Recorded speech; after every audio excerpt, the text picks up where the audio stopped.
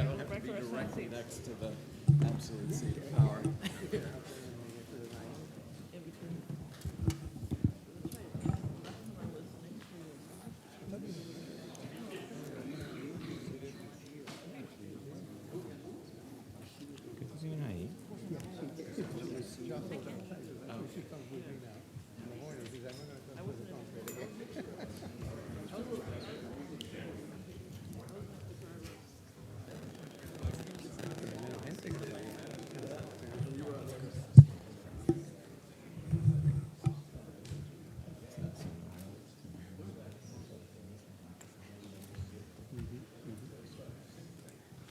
It wasn't a given.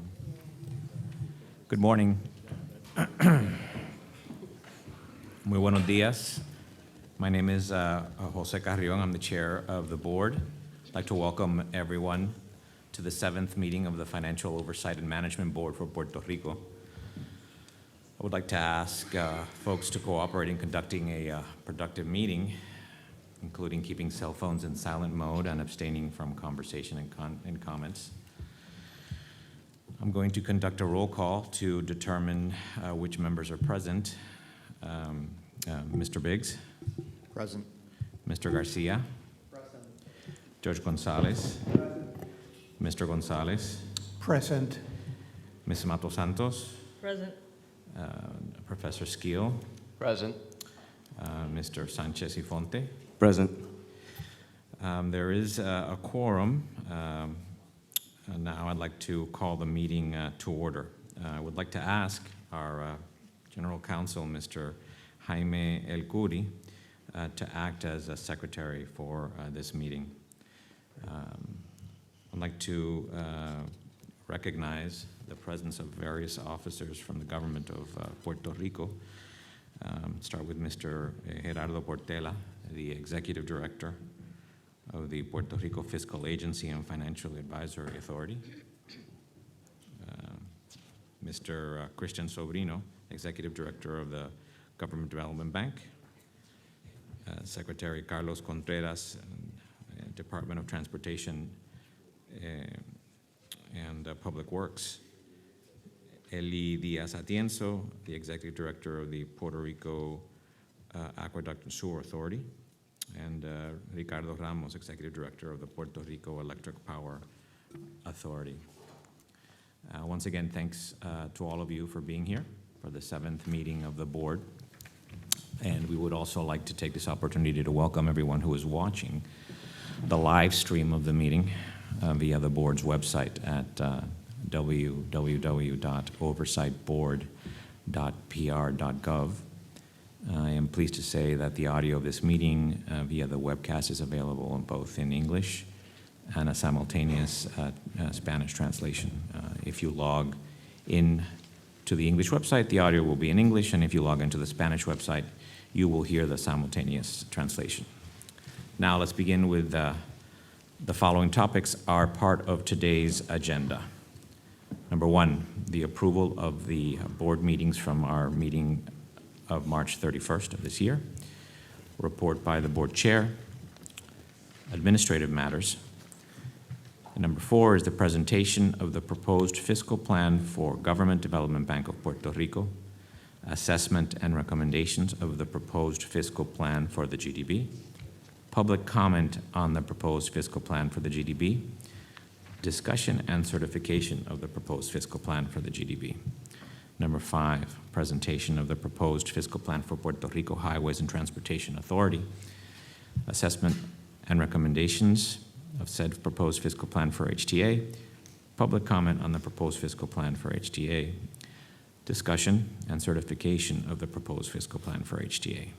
Number 6, presentation of the proposed fiscal plan for the Puerto Rico Aqueduct and Sewer Authority, assessment of said plan for PRASA, public comment on the proposed fiscal plan for PRASA, discussion and certification of the proposed fiscal plan for PRASA. And lastly, the presentation of the proposed fiscal plan for the Puerto Rico Electric Power Authority, assessment and recommendations of said fiscal plan, public comment on the proposed fiscal plan for PREPA, discussion and certification of the proposed fiscal plan for PREFA. And lastly, other business. The main area of today's work is presentation of the proposed fiscal plan for covered territorial instrumentalities. As we announced at our meeting on the 13th of March, the board received proposed fiscal plans for the covered territorial instrumentalities specified above. After reviewing the proposed plans with the governor's representatives and analyzing and deliberating, the board recommended revisions to the same and gave the governor's representatives the opportunity to revise proposed fiscal plans. Thereafter, representatives of the governor and the board's experts, consultants, and attorneys engaged with extensive discussions to arrive at a common understanding about the proposed fiscal plans. Today, the government will make a presentation of the proposed fiscal plans for these covered territorial instrumentalities, which takes into account those discussions and deliberations. Assessment and recommendations of the proposed fiscal plan for covered territorial instrumentalities. The board has assessed the proposed fiscal plans for the specified covered territorial instrumentalities and will make a presentation of its assessment and certain recommendations to each of said plans. Public comments. After each presentation by the government and by the board, we will open the floor for questions and comments from the audience. Lastly, discussion and certification of the proposed fiscal plan for covered territorial instrumentality pursuant to Section 201E of PROMESA. After the presentation by the government and the board of each proposed plan and any public comments thereon, the board will then proceed to discuss the proposed fiscal plan for the specified covered territorial instrumentality and vote on the certification thereof. Members of the board will be given the opportunity to express their views prior to voting on certification. One word, if I may, about the Public Corporation for the Supervision and Deposit Insurance of Puerto Rico, known in Spanish as COSEC, and the University of Puerto Rico, whose fiscal plans will not be part of today's meeting. COSEC's plan is under review pending completion of possible technical recommendations regarding the instrumentalities operations. It is expected to be completed in the next 30 to 45 days. As to the University of Puerto Rico, its fiscal plan is a work in progress. The instrumentality continues to work on the plan, but has yet to coordinate with the government to ensure its conformity with the Commonwealth's fiscal plan. A plan is expected to be received by the board within the next 30 to 45 days. Let us now move on and take on the agenda for today's work. Number one, approval of the minutes of the last meeting. Our first order of business is to approve the minutes of the board's last meeting, held on March 31st, 2017. The proposed minutes are included in your meeting materials as Appendix A. Does anyone have any questions about these minutes? There being no questions, I would like to ask for a motion to approve the minutes. Mr. Chair, I'd like to move adoption of the minutes. Does anyone second the motion, please? Mr. Chair, I second the motion. Then I'd like to ask for a voice vote. First, those in favor, please say yes. Yes. Yes. Opposed, say no. All members having voted in favor of the motion, the minutes are approved. Let me continue now by providing the board with my report. The board, as you know, has been established under PROMESA, the Puerto Rico Oversight Management and Economic Stability Act, and the board's purpose is to provide a method for Puerto Rico to achieve fiscal responsibility, including pro-growth fiscal reforms, Section 701, access to capital markets, Section 101A, and infrastructure revitalization. The board is also tasked with working with the people and the government of Puerto Rico to create the necessary foundation for economic growth and restore opportunity to the people of Puerto Rico. At our previous public meetings, I have recounted the board's steps as required or allowed by PROMESA to accomplish its statutory mandates. Today, I will restrict my remarks to progress made after the fifth public meeting on March 13th, 2017.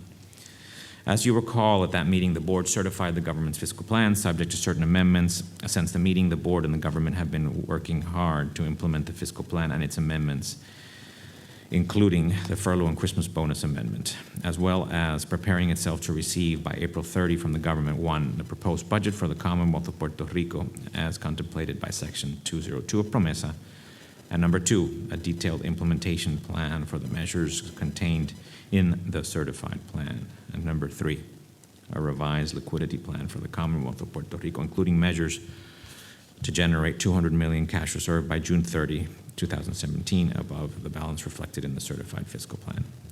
In addition, on March 31st, 2017, we held in San Juan our 6th public meeting devoted entirely to the topic of economic development in Puerto Rico, and at which many participants in the public and private sectors in Puerto Rico offered their vision for a dynamic Puerto Rican economy. I would like to say a few words now about the board's efforts to engage with creditors in one-on-one meetings, in group sessions, and in mediation proceedings. From December 2016 through March 2017, board members and advisors have participated in over 30 meetings with representatives of the different creditor groups. Most groups met with the board more than once. The government joined the board in most of those meetings and held many additional meetings. The board has not declined to meet with any creditor group requesting a meeting. In March 2017, the board and the government requested holders of general obligation debt, GO debt, and COFINA debt to participate in a mediation with the board and the government commencing the 3rd of April 2017. Those debts together account for approximately 55% of the total bond debt to be restructured. Ultimately, the mediation commenced April 13, 2017, under the auspices of former bankruptcy judge Alan Groper, nominated by a plurality of creditors. Finally, as I mentioned previously, we and our advisors have devoted considerable time and effort in reviewing the proposed fiscal plans of the covered territorial instrumentalities that are subject of today's meetings. We congratulate these entities on the significant progress we have made and await eagerly the presentation of their proposed fiscal plans. As I have said in prior meetings, the fiscal plan that we are requiring by virtue of PROMESA to certify, whether at the Commonwealth level or the covered territorial instrumentalities, must be based on solid savings and revenue projections. A once-and-done approach and not simply on hopes or predictions that various changes will generate more revenues in the future. To be clear, once-and-done means the plan must be calculated to achieve structural balance without further measures not already included in the plan. It does not mean mistakes will not be fixed or that the plan will not be changed to reflect new facts. Administrative matters. Let me say that it is the first public meeting attended by our new executive director, Mrs. Natalie Jaresco. I extend to Natalie our warm welcome and wish her much success in her new position. We look forward to working with her.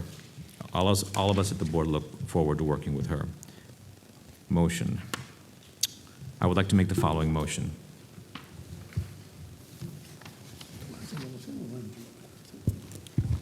Excuse me, you're right. Andrew, sorry. Mr. Chairman, I would like to make the following motion. A resolution. Between the adjournment of this meeting and the opening of the board's next public meeting, the board may consider in executive session any and all matters that it is also authorized to consider under PROMESA, including first, any certification determinations authorized by PROMESA, including certification determinations under Section 206 of PROMESA. And second, any filings authorized under Title III of PROMESA, in each case that are set forth as part of the vote to convene such executive session. The board may also act by unanimous written consent between meetings in accordance with the bylaws, with such consent to include consent by email. Mr. Chairman, I will second that motion. I would like to ask for a voice vote. Those in favor, please say yes. Yes. Yes. All of the members having voted in favor of the motion, the resolution is approved and is passed unanimously. Presentation of the proposed fiscal plan for the Government Development Bank of Puerto Rico, or GDB. I would like to welcome Mr. Jerry Portela, Executive Director of the Puerto Rico Fiscal Agency and Financial Authority, who will present the proposed fiscal plan for the GDB. After Mr. Portela's presentation, the board may ask questions about the plans. Mr. Portela, welcome. Buenos días, Jerry.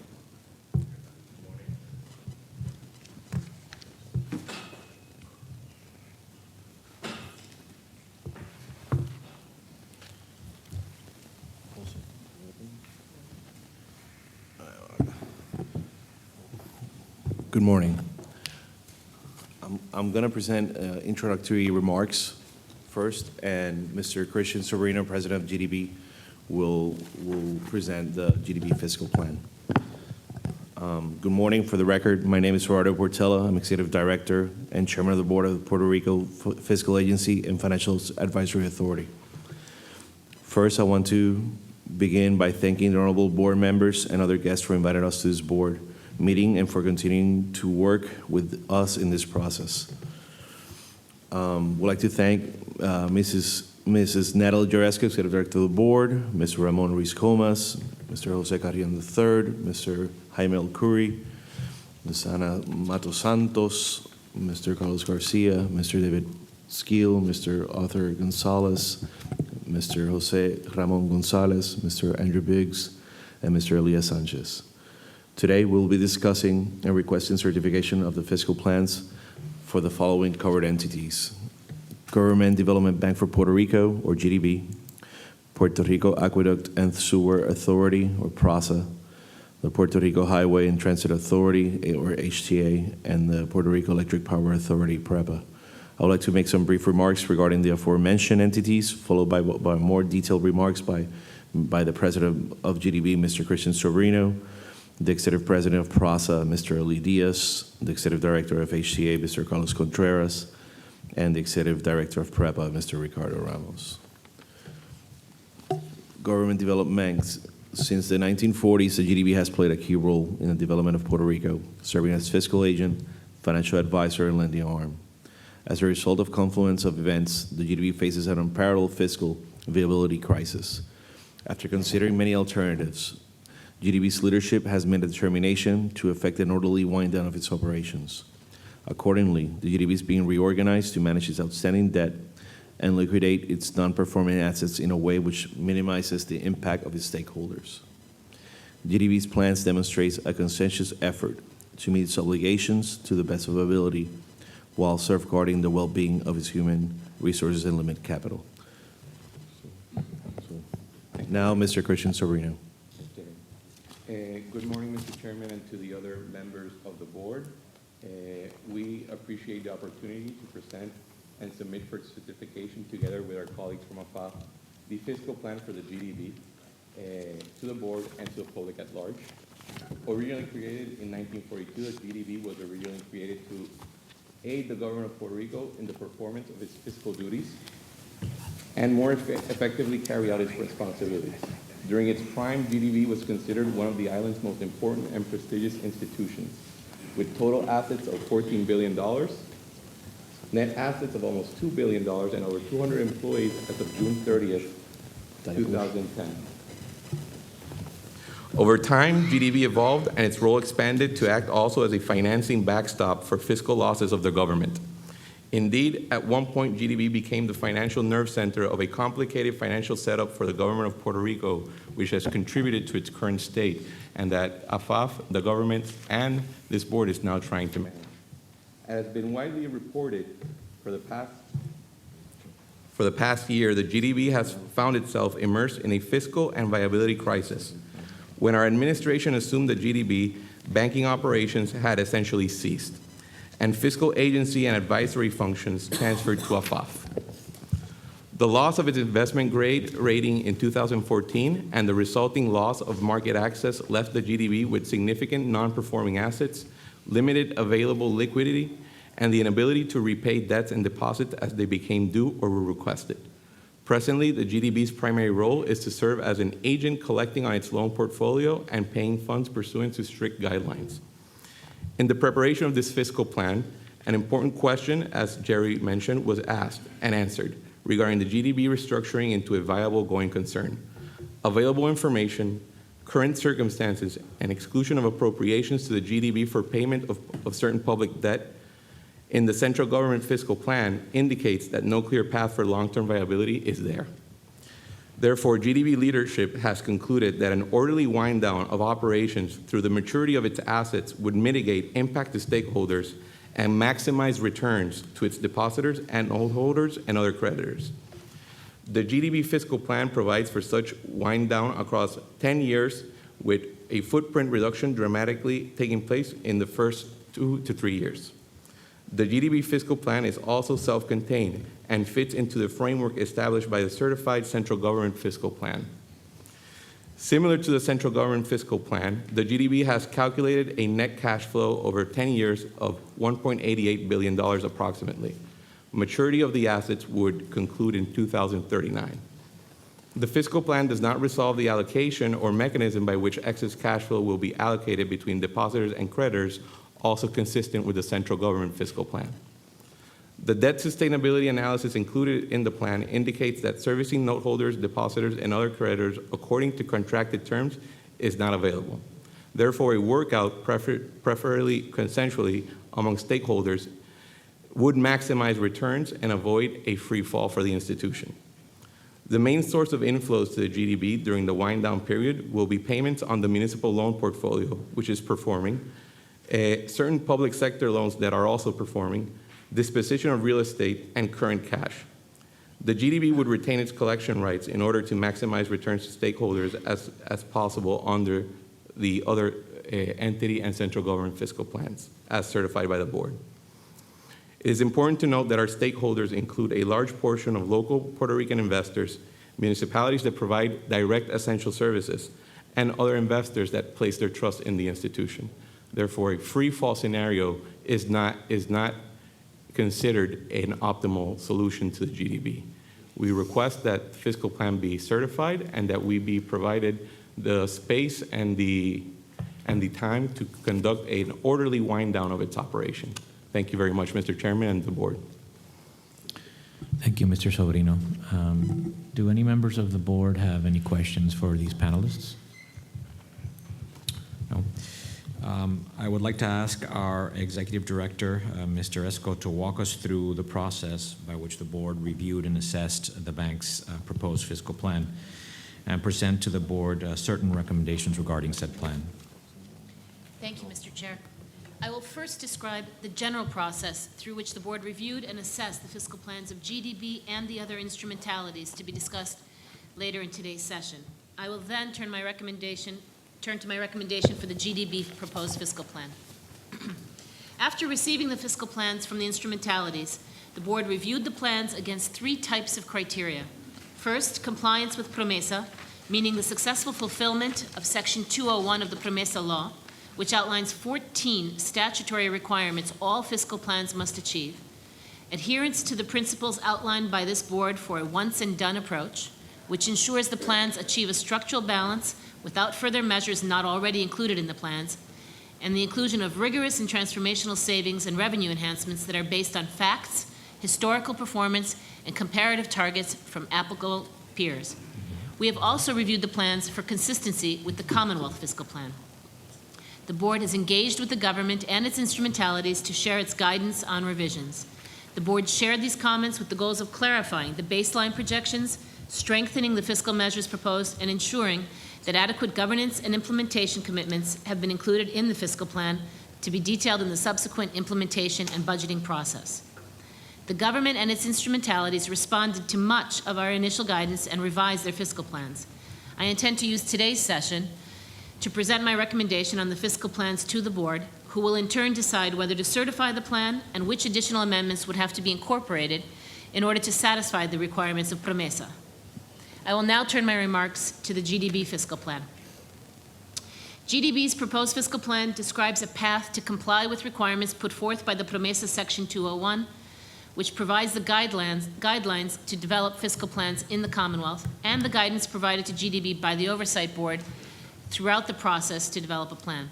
The GDB plan proposes that its operations be significantly reduced, whereby GDB will not enter into any new financings and loan originations, and will instead serve as an agent in collecting on its loan portfolio and dispersing excess cash flows to depositors and note holders. GDB has established a project management office, PMO, to drive the implementations of its plan submitted to the Oversight Board.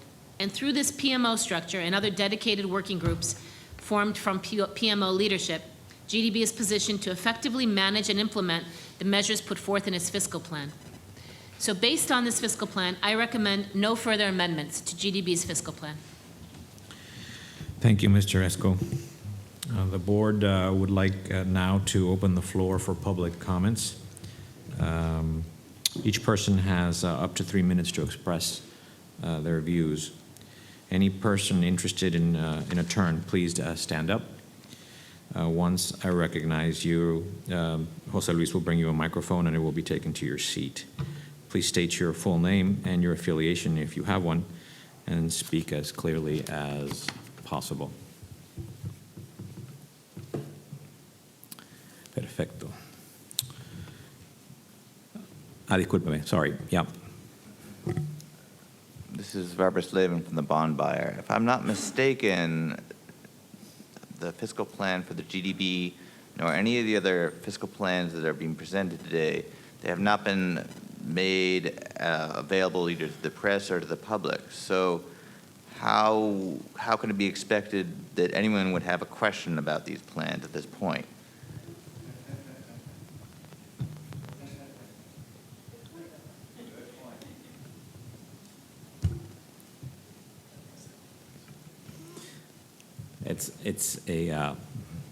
It's a valid point. To be perfectly honest, we have had quite a bit of work upon us, and with the multiple issues we're confronting, it's been very complicated and all at the last minute, I'm afraid. Does anybody else have any comments regarding this issue? I'll just add that in particular, if you listen to the presentation of the executive director, you understand that this is an orderly workout. If you add to that my comments with regard to what the general role is, I don't think there's a great deal more for GDB that is out there that you're missing. So. Do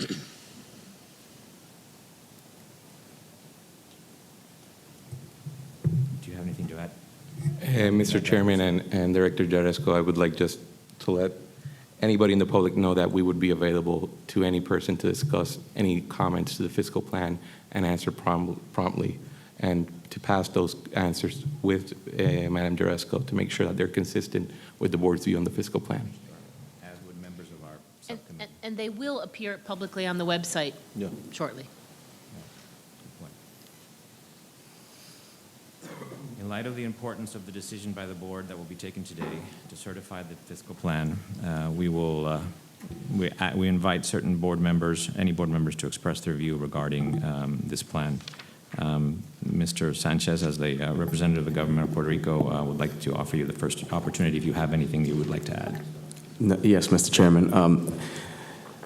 Just beyond commending the work done by the GDB, without a doubt, this administration faced a great challenge with the Government Development Bank. The situation is so intertwined with the Commonwealth in every different area operationally with agencies and public corporations that the importance and relevance of this fiscal plan goes beyond the government, impacts different levels of society in general that also have invested in the Government Development Bank of Puerto Rico. So the ramifications of this fiscal plan is felt across the whole spectrum, government and economy in Puerto Rico. So just want to commend the work that was done. I am convinced that this will provide a viable path for a orderly process for the Government Development Bank with the least impact for the stakeholders involved. So nothing more to add, Mr. Chairman. Thank you, Mr. Sanchez. Now I'd like to have some comments from the members of the GDB subcommittee of our board. And Mr. Gonzalez would like to say something.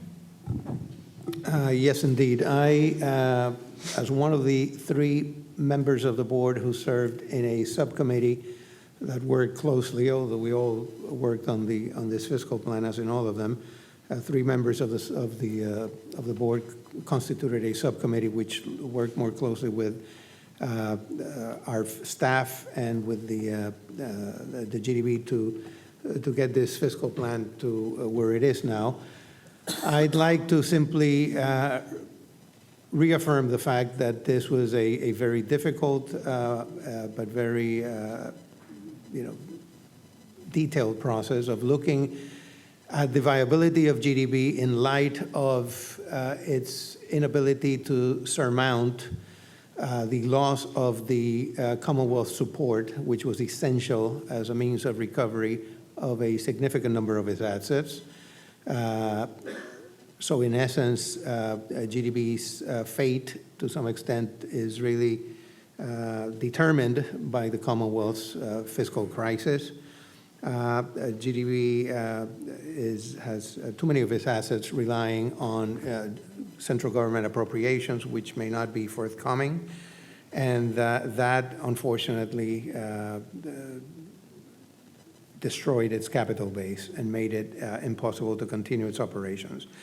So I can tell you that as a former president of GDB 30 years ago, it is with great sadness and reluctance that I joined in the conclusion that GDB is unable to continue as a going concern and has got to be moved to a fiscal plan, which is in essence a wind down of its operations, an effort to maximize recoveries from its assets and an orderly distribution of those proceeds to its creditors and other claimants, depositors, and the like. So this is certain issues have still to be addressed and will have to be addressed over time with respect to the relevant priorities of distribution.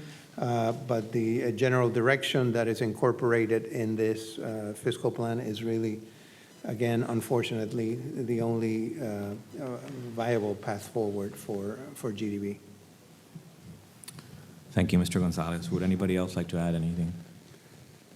Mr. Chairman, can I just say a word? I just would like to echo Jose Gonzalez's comments from an outside. I never worked with GDB, but it has had a very long and storied history and has played a really important role financially for Puerto Rico over the past decade. So it is with sadness for me as well that that we're likely to be approving a plan that's a wind down. But I do think it's the best thing. I think the wind down is the most effective way to disentangle, to use Elias Sanchez's words, GDB from the rest of the economy, and I do think it will be one of the pieces towards the puzzle of the future. So I think it's an important step.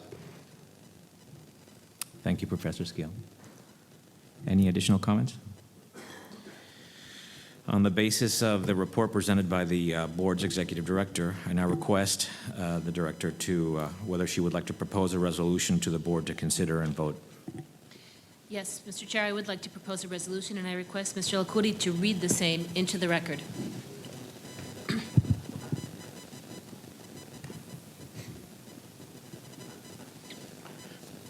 The following resolution. Whereas on June 30, 2016, the Federal Puerto Rico Oversight Management and Economic Stability Act, PROMESA, was enacted.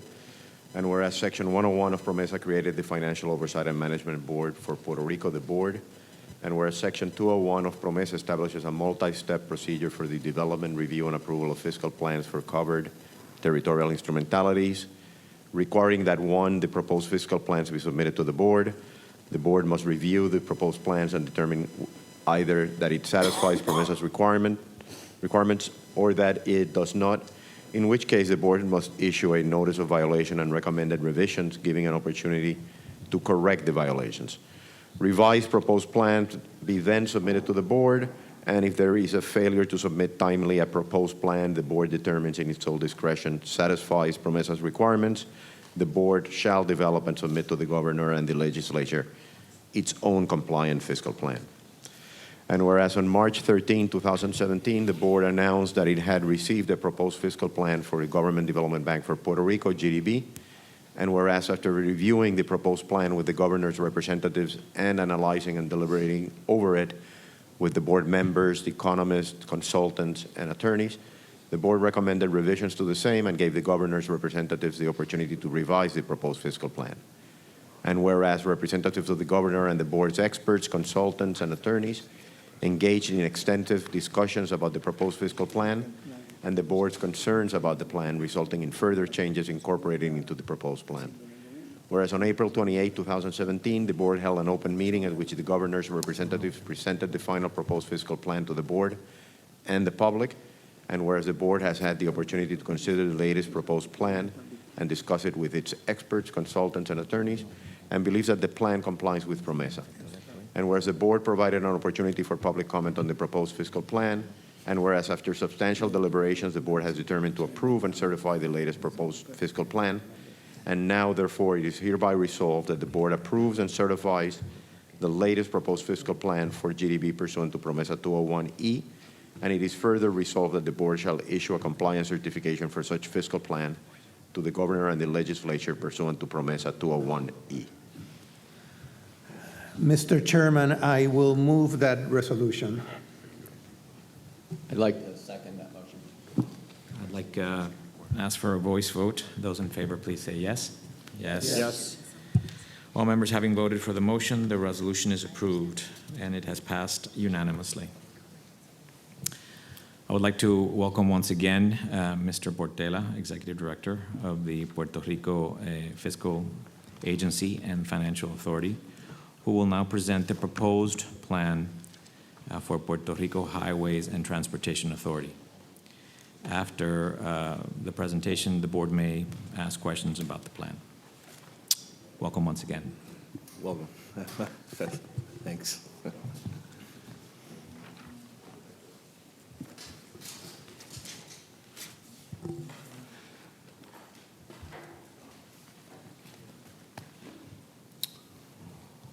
I'm gonna present a brief summary of the highways, Puerto Rico Highways fiscal plan, and then Mr. Carlos Contreras will go over highways fiscal plan.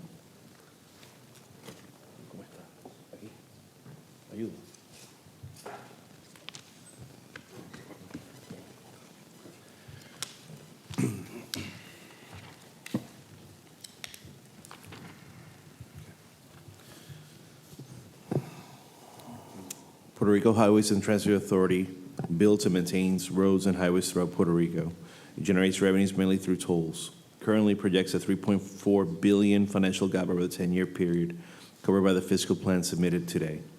In order to address this gap and its operational efficiencies, HTA will transform itself into an effective organization focused on contract management and with new and improved collection initiatives, all while executing an orderly pre-retirement program to address payroll expense. These measures will reduce the financial gap to $2.8 billion. Additionally, HTA will reduce its reliance on transfers from the central government and will need to undergo a meaningful debt restructuring. Now I'll leave you with Mr. Carlos Contreras.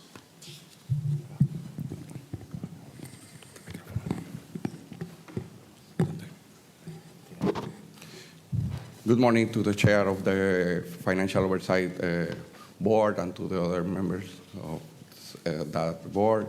My name is Carlos M. Contreras Aponte. I'm the Secretary of the Department of Transportation and Public Works of Puerto Rico, and also I am the Executive Director of the Puerto Rico Highway and Transportation Authority. My position statement will be read by my legal counsel for both agencies, Licenciado Juan Maldonado. Thank you, Secretary Contreras. Good morning, Chairman Jose Carrion, members of the board, Natalie Yaresco, Executive Director of the Oversight Management Board, Elias Sanchez, Governor's Representative, other members of the government, members of the press, and to all the United States citizens living in the island of Puerto Rico who are watching this streaming live. Today, we are presenting for certification a 10-year fiscal plan that is aligned with the central government's fiscal plan, certified by this Oversight Management Board on March 13, 2017. Said fiscal plan, we believe, complies with the 5 principles established by this board.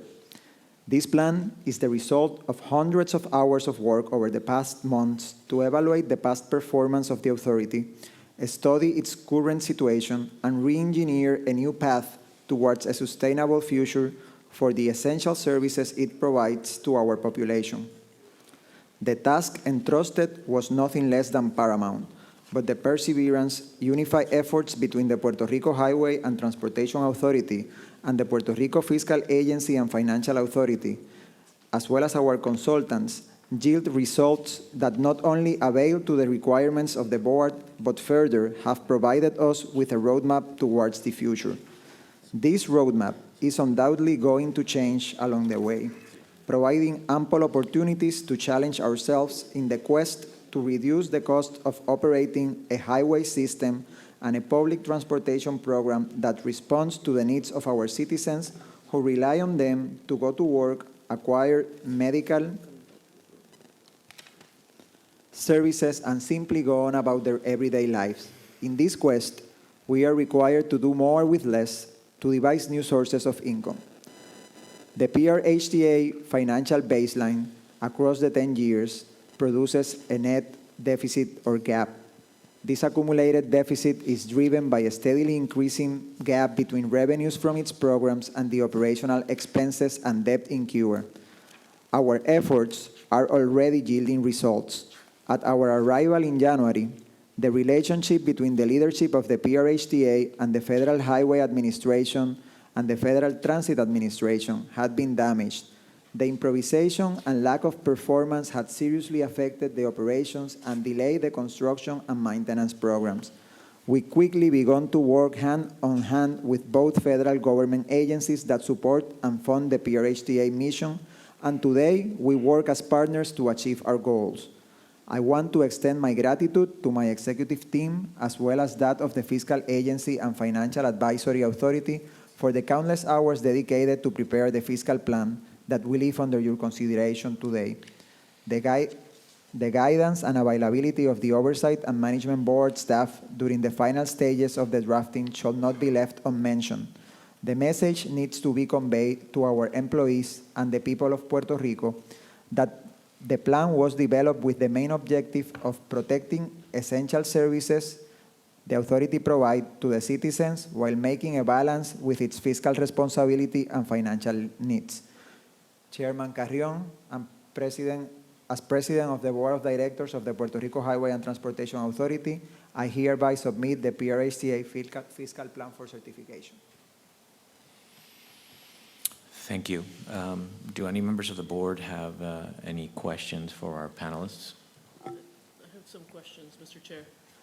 Can you talk to us, thank you for your presentation and thank you for the submittal of the plan and all the work to date. Can you talk to us a bit about how you see public-private partnerships as part of your work going forward? And can you talk to us a little bit about Tren Urbano and some of the challenges there and what the fiscal plan contains relative to those items? Yes, I have to mention that Puerto Rico have experience with the private-public partnership. As a matter of fact, I think the first one was the Teodoro Moscoso Bridge. In the late 80s, it was signed and constructed in the 90s.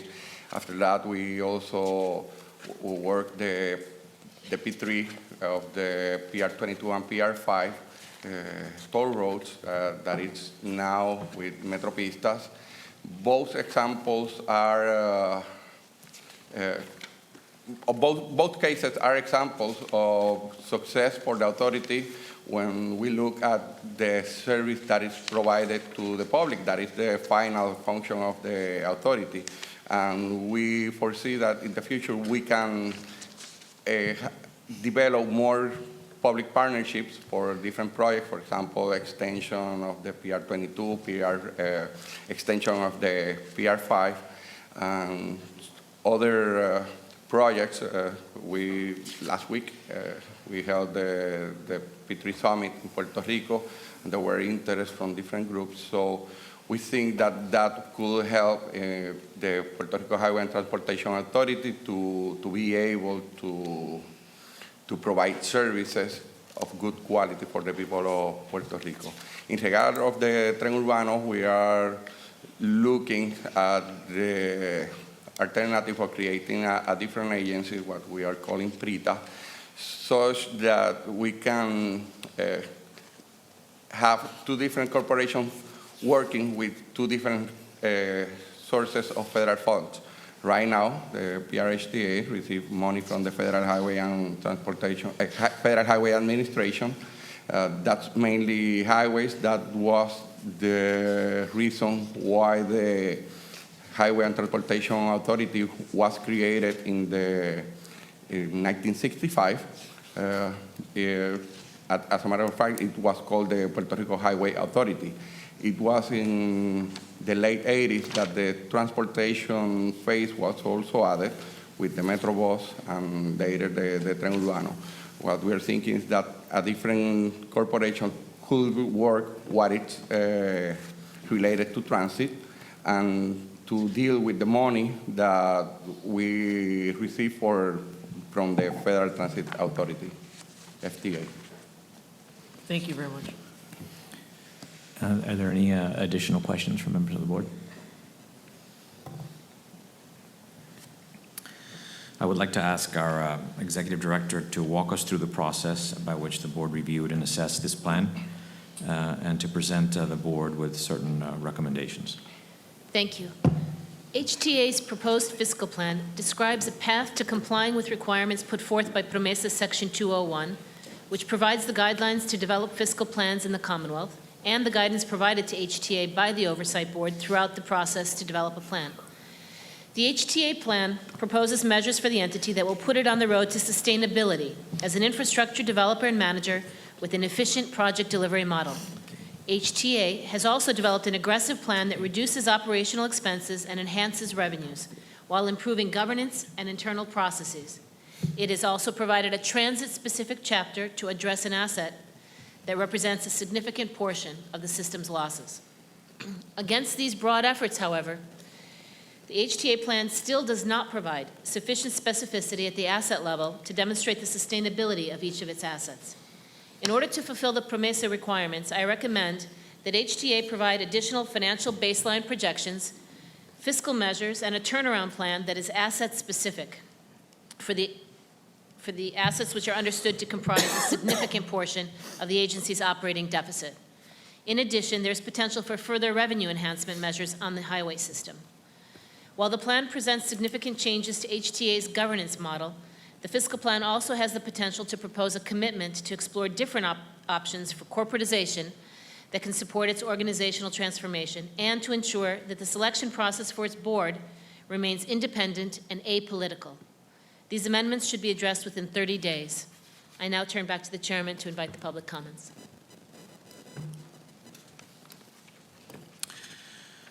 We would like to open the floor for public comments or questions. We have members of the government who worked on the HTA plan, as well as members of the board, specifically members of the subcommittee who worked on this plan. We are available to answer your questions. Again, we have do this. Everyone would have 3 minutes to express their view or ask a question. Any person interested, please stand up, and we will take the microphone to your seat.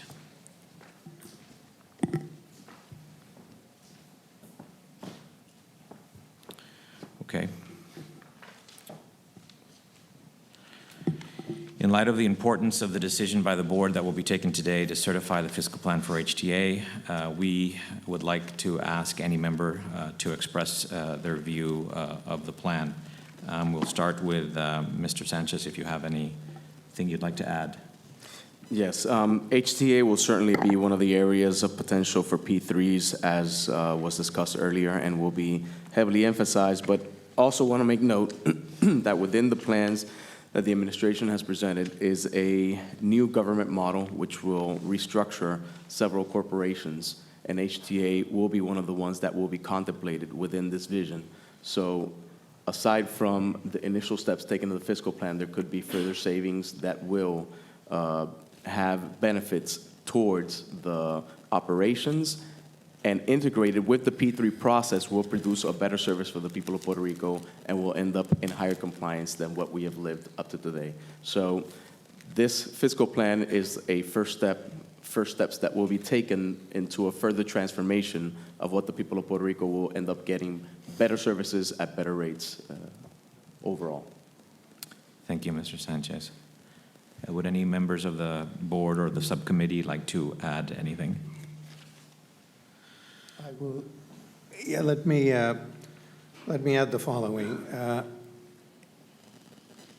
I would like to highlight in the case of HTA the importance of governance in Puerto Rico's instrumentalities. HTA is one of several examples of what should have been a fundamentally sound instrumentality had it stuck to its knitting and focused on its original mission statement. However, as its mission was expanded over time to include mass transit without the appropriate appropriations to sustain that, the mix and confusion of activities within HTA led to overextension of financial resources and a lack of capacity to sustain its debt burden. So one of the key recommendations that Ms. Jaresco mentioned, and that I think we are requesting be incorporated, relates to, in fact, improving governance and defining clearly the mission of the agency and separating clearly the financial resources that should be raised and available for each of those missions. So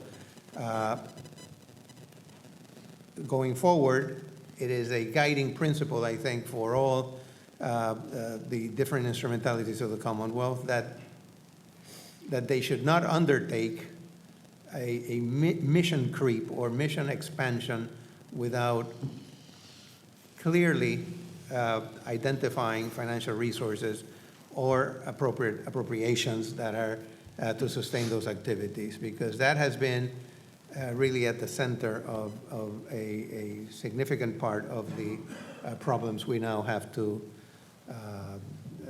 deal with. Thank you. Thank you, Mr. Gonzalez. Any additional comments? I would like to make a few comments. In addition to the comments on the governance, which are going to be critical, on the potential of P3s, I think the greatest challenge that HCA will have will be on the mass transit. As we have seen from the plan, it still requires additional initiatives in order to be able to devise a sustainable model for the mass transit. So we thank you for the effort on the preparation of the fiscal plan, but I would believe that the fiscal plan would require further work in order to be able to identify other means, either in order to be able, in case of the urban train, to be able to increase, ridership into the system, or be able to obtain additional revenues that will make this a sustainable entity in the future. So I think this is something that would continue to require the focus even after certification of a fiscal plan. Thank you, Mr. Garcia. Anyone else? In light of the report presented by our executive director, I would like to ask her if she would like to propose a resolution to vote upon. Yes, Mr. Chair, I would like to propose a resolution and request Mr. El Khoury to read the same.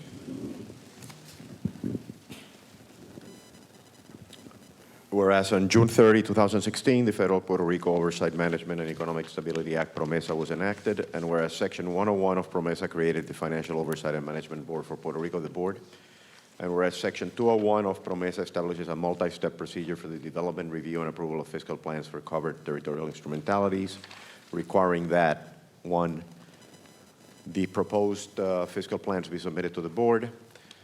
2, the board must review the proposed plans and determine whether it satisfies PROMESA's requirements or that it does not, in which case the board must issue a notice of violation and recommended revisions, giving an opportunity to correct the violations. 3, the revised proposed plans be then submitted to the board. And 4, if there is a failure to submit timely a proposed plan, the board determines in its sole discretion satisfies PROMESA's requirements. The board shall develop and submit to the governor and the legislature its own compliant fiscal plan. And whereas on March 13, 2017, the board announced that it had received a proposed fiscal plan for Puerto Rico Highway and Transportation Authority, and whereas after reviewing the proposed plan with the governor's representatives and analyzing and deliberating over it with the board members, economists, consultants, and attorneys, the board recommended revisions to the same and gave the governor's representatives the opportunity to revise the proposed fiscal plan. And whereas representatives of the governor and the board's experts, consultants, and attorneys engaged in extensive discussions about the proposed fiscal plan and the board's concerns about the plan, resulting in further changes incorporated into the proposed plan. And whereas on April 28, 2017, the board held an open meeting in which the governor's representatives presented the final proposed fiscal plan to the board and the public, and whereas the board has had the opportunity to consider the latest proposed plan and discuss it with its experts, consultants, and attorneys, and believes that with certain amendments, the plan complies with PROMESA. And whereas the board provided an opportunity for public comment on the proposed fiscal plan and the board's recommended modifications to such fiscal plan. And whereas after substantial deliberations, the board has determined to approve and certify the latest proposed fiscal plan as modified by the following amendments. Amendment number 1. The fiscal plan must address sustainability of HTA by asset. The current plan does not portray the sustainability of HTA's assets separately. The financials and measures of the highway and transportation assets should be set out separately in the fiscal plan to adequately address the profitability of each before and after the implementation of fiscal measures. Amendment number 2. The fiscal plan must adopt more aggressive measures for the transit system that will address its current losses. The Tren Urbano chapter of the fiscal plan must include material demand inducement and cost efficiency measures that allow the train to target a fare box recovery ratio in line with heavy rail systems on the mainland, between 35% and 60%. The plan must also propose revenue enhancement measures for the train system. If the aforementioned measures by themselves are not sufficient to achieve sustainability, the plan should also address the separation of Tren Urbano from HTA as a way to enhance profitability and turn around the train system. Amendment number 3. The fiscal plan must include a proposal to conduct further analysis on the cost-benefit of different options for corporatization, including, for example, project-specific P3s, corporatization of specific parts of the system, i.e. assigning responsibility for management and operation to a separate body to run an asset in a more business-like way, privatization of the transit system or Tren Urbano, and maintenance of the highway authority as a government agency, corporatization of HTA and transit as separate entities, full privatization. Amendment number 4. The fiscal plan must address how the terms and board selection process for the HTA board will be revised to ensure that the terms are independent of political cycles and that board member selection is independent. Amendment number 5. The fiscal plan must clearly outline how proposed overhead savings intersect with the Commonwealth's right-sizing targets and identify differences in revenue projections between the HTA plan and the Commonwealth plan. Amendment number 6, the fiscal plan must require the exploration and quantification of the impact of additional revenue enhancement measures on the highway system, e.g. toll credit monetization. Implementation plan and revised fiscal plan. The government shall present to the board a plan to implement the above amendments by no later than 30 days from the date of adoption of said amendments, and a revised fiscal plan that complies with the measures described in said amendments no later than 15 days thereafter, which revised fiscal plan shall be subject to the board's approval. And now, therefore, it is hereby resolved that the board approves and certifies the latest proposed plan for HTA pursuant to PROMESA 201E as modified by the amendments described above. And it is further resolved that the board shall issue a compliance certification for such fiscal plan as amended to the governor and the legislature pursuant to PROMESA 201E. Mr. Chairman, I will move the adoption of this resolution.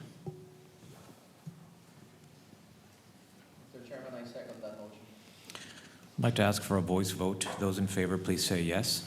Yes. Yes. Yes. All members having voted in favor, the resolution is approved unanimously.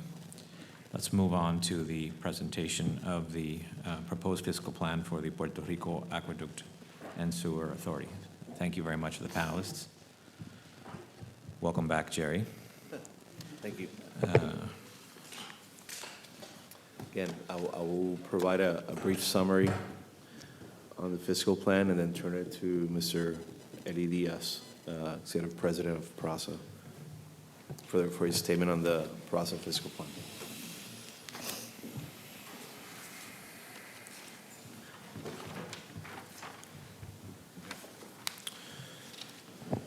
PRASA is the sole entity that provides potable water to citizens of Puerto Rico. Unfortunately, a combination of outdated measures, operational inefficiencies, and a high debt burden have hindered its evolution to meet our current needs. Today, PRASA has delivered a plan that addresses fiscal and operational issues. The plan illustrates a $3.5 billion funding gap over a 10-year span and a path to breaching said gap. As its executive president will explain, PRASA's plan will feature loss reduction initiatives, billing controls, hydroelectric energy generation initiatives, which combined reduce approximately $2.4 billion of the funding gap. For PRASA to thrive, however, it will be imperative to restructure its debt and to be able to access capital to fund important projects that will propel it through the coming years into the future. This will also require collaboration and support from the federal government as creditor and regulator to PRASA. We believe the plan provides such scenario. Now I turn it to Mr. Eli Diaz. Good morning to all board members and the executive team. I want to take this opportunity to thank the Oversight Board for its consideration of certification for the fiscal plan on behalf of the Puerto Rico Aqueduct and Sewer Authority. This plan is the product of hard work and collaboration by many people and aims to guarantee the provision of essential services, safe and reliable supply of drinking water and treatment of wastewater, and comply with federal environmental regulations. The required investment in necessary infrastructure to ensure compliance with required standards and federal regulation while promoting much-needed economic growth throughout the island. The timely execution and implementation of its measures, PRASA's long-term financial self-sustainability, and affordable service. I am proud to stand before you here today to present the fiscal plan for certification that we believe provides a path forward for the outlined goals and incorporates the valuable feedback and recommendations provided by the Oversight Board on April 7, 2017. The revised fiscal plan includes the following elements which comply with the Oversight Board's request for certification. Measures to eliminate structural deficits while allowing adequate financing for capital expenditures and outstanding obligations, a plan to assure a successful implementation of the proposed measures, and federal programs financing based on current appropriations and regulations and excluding access to uncertain funds. The financial baseline projections indicate a $3.5 billion funding gap over the next 10 years, driven mainly by the funding required for the capital improvement plan. The fiscal plan has identified key measures to eliminate structural deficits, including the optimization of the metering systems, implementation of charges for paper bills, revisions to its bill adjustment policy, implementation of disconnection fees, physical loss reduction, and hydroelectric power generation. The impact of these proposed initiatives over the 10-year period reduces the initial funding gap by $2.4 billion to approximately $1.1 billion. The adjusted funding gap is projected to be covered by a combination of financings as well as restructuring of PRASA's existing financial obligations. Addressing the financing gap will also require collaboration of the federal agencies regulating and providing support to PRASA. In order to achieve the timely and successful implementation of each of the fiscal plan initiatives, PRASA will create a team coordinated by the Project Management Office, which will develop a specific set of key performance indicators to monitor the compliance with the plan. The fiscal plan provides a debt sustainability analysis which indicates that PRASA has accumulated an unsustainable debt load, hurting its liquidity and ability to access capital markets. PRASA must ultimately be able to re-access the capital markets to allow for essential growth projects and general funding needs. A solution to the debt burden will come from collaboration between PRASA and its creditors, and the certified fiscal plan will serve as a basis for these discussions. As I mentioned earlier, the remaining funding gap of $1.1 billion will need to be solved through restructuring of PRASA's existing financial obligations and will likely include some combination of a principal and interest holiday, federal funding, interest rate reductions, and/or debt forgiveness. PRASA has not been a passive spectator, and during the last 10 years, several measures were implemented to improve efficiency and minimize costs to assure that we comply with our mission to provide a quality water and wastewater service at the lowest possible cost. I believe that we are on a positive trajectory and that the certification and implementation of this fiscal plan will keep stakeholders focused as we execute on our strategy. In closing, I want to thank all of you that have helped to develop this plan. I want to thank the board for their guidance and support in preparation of the plan. Individually and collectively, we have spent countless hours considering how to position PRASA for the future and how to maintain sustainable business for one of the most essential utility providers for the people of Puerto Rico. That is an honorable task. Mr. Chairman, on behalf of the government of Puerto Rico, I hereby submit the Puerto Rico Aqueduct and Sewer Authority's fiscal plan for certifications in accordance with the requirements established by PROMESA and the guidelines provided by this board. Thank you for your presentation, Mr. Diaz.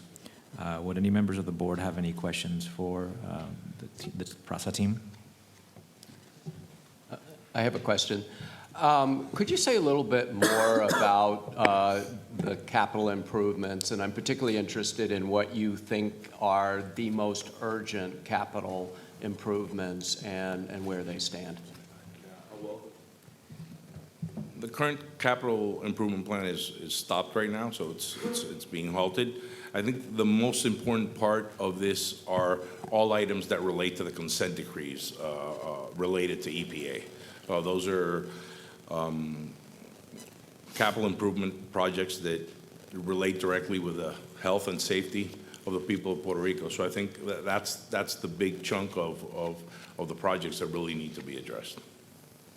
I think there's other projects involved. I think during the past analysis of this capital improvement plan, it has been taken down to be the bare essential of what we need to make sure that our infrastructure is healthy for the people of Puerto Rico. And you're confident that this fiscal plan will put you in a position to address these issues? Yes. Does anyone else have a question? I have a question. In our review of the fiscal plan and of the situations that got us here, it appears that one thing that has been a fairly persistent issue is rates that are insufficient to fully cover operations and reliance on external financing and other measures to close that gap. Can you talk to us about some of the thinking on that area as it relates to the fiscal plan? On the rates, yeah. Well, it was presented as part of the strategy was presented. I think one of the important parts in our consideration with FOMB was we wanted to avoid increasing rates on the residential sector and on the people, but we understand that it's part of filling that gap. Anyone else? Yes, I have a question, Mr. Chairman. Obviously, P3s are one of the primary objectives. Has the corporation done an assessment on possible P3s that could help efficiencies and help lower costs? Yes. Just this past week in the P3 Summit, we presented the customer service and metering enhancement of P3. We think it's key to increasing revenues and lowering costs. Right now, we understand that there's a large portion of non-revenue water out there, which is excess production, where we could lower costs if we can reduce that non-revenue water that is being lost via leakage issues. And through the investment and partnership with the private sector in the changing of these meters, we understand that we could also bill what is rightfully being consumed. We understand that a lot of these meters are underbilling, they are underperforming to a basis of maybe 80% of what they should be. So I think this is going to be a key process in maximizing these revenues and lowering costs. Thank you. Thank you. Now I would like to ask our Executive Director, Mr. Esco, to walk us through the process by which the board reviewed and assessed process proposed fiscal plan and present to the board certain recommendations. Thank you. Process proposed fiscal plan develops targets to increase revenues via permanent, multi-year increase of rates while reducing operational expenditures. This plan describes a path to comply with requirements put forth by PROMESA Section 201, which provides the guidelines to develop the fiscal plans in the Commonwealth, and the guidance provided to PRASA by the Oversight Board throughout the process. The PRASA plan outlines measures for the entity that will continue to enable the provision of essential services, a safe and reliable supply of drinking water and treatment of wastewater, and compliance with federal environmental regulations. PRASA has included plans for governance and internal process improvements to ensure successful implementation of this proposed fiscal plan. The PRASA plan does not, however, provide a moderate, broad-based, and multi-year rate increase distributed across all customer types, with commercial and government customers currently bearing the entirety of the proposed rate increase. The rate structure also does not detail mitigation measures for low-income residential customers. Additionally, the PRASA plan is dependent on electricity rate assumptions from PREPA that have not been updated within the PREPA and PRASA proposed fiscal plans. While the plan represents a significant step in the right direction, these amendments should be implemented to fully comply with recommendations provided by the board, and these amendments should be addressed within 30 days. I now turn back to the chair. Very good. Thank you, Mr. Esco. I would like now to open the floor for questions or public comments. Again, we have members of the PRASA team with us, as well as members of the board and the subcommittee that worked on the plan. Any person interested in making a question, in asking a question or making a comment, please stand up, and once I recognize the microphone will be sent to your seat. Yes.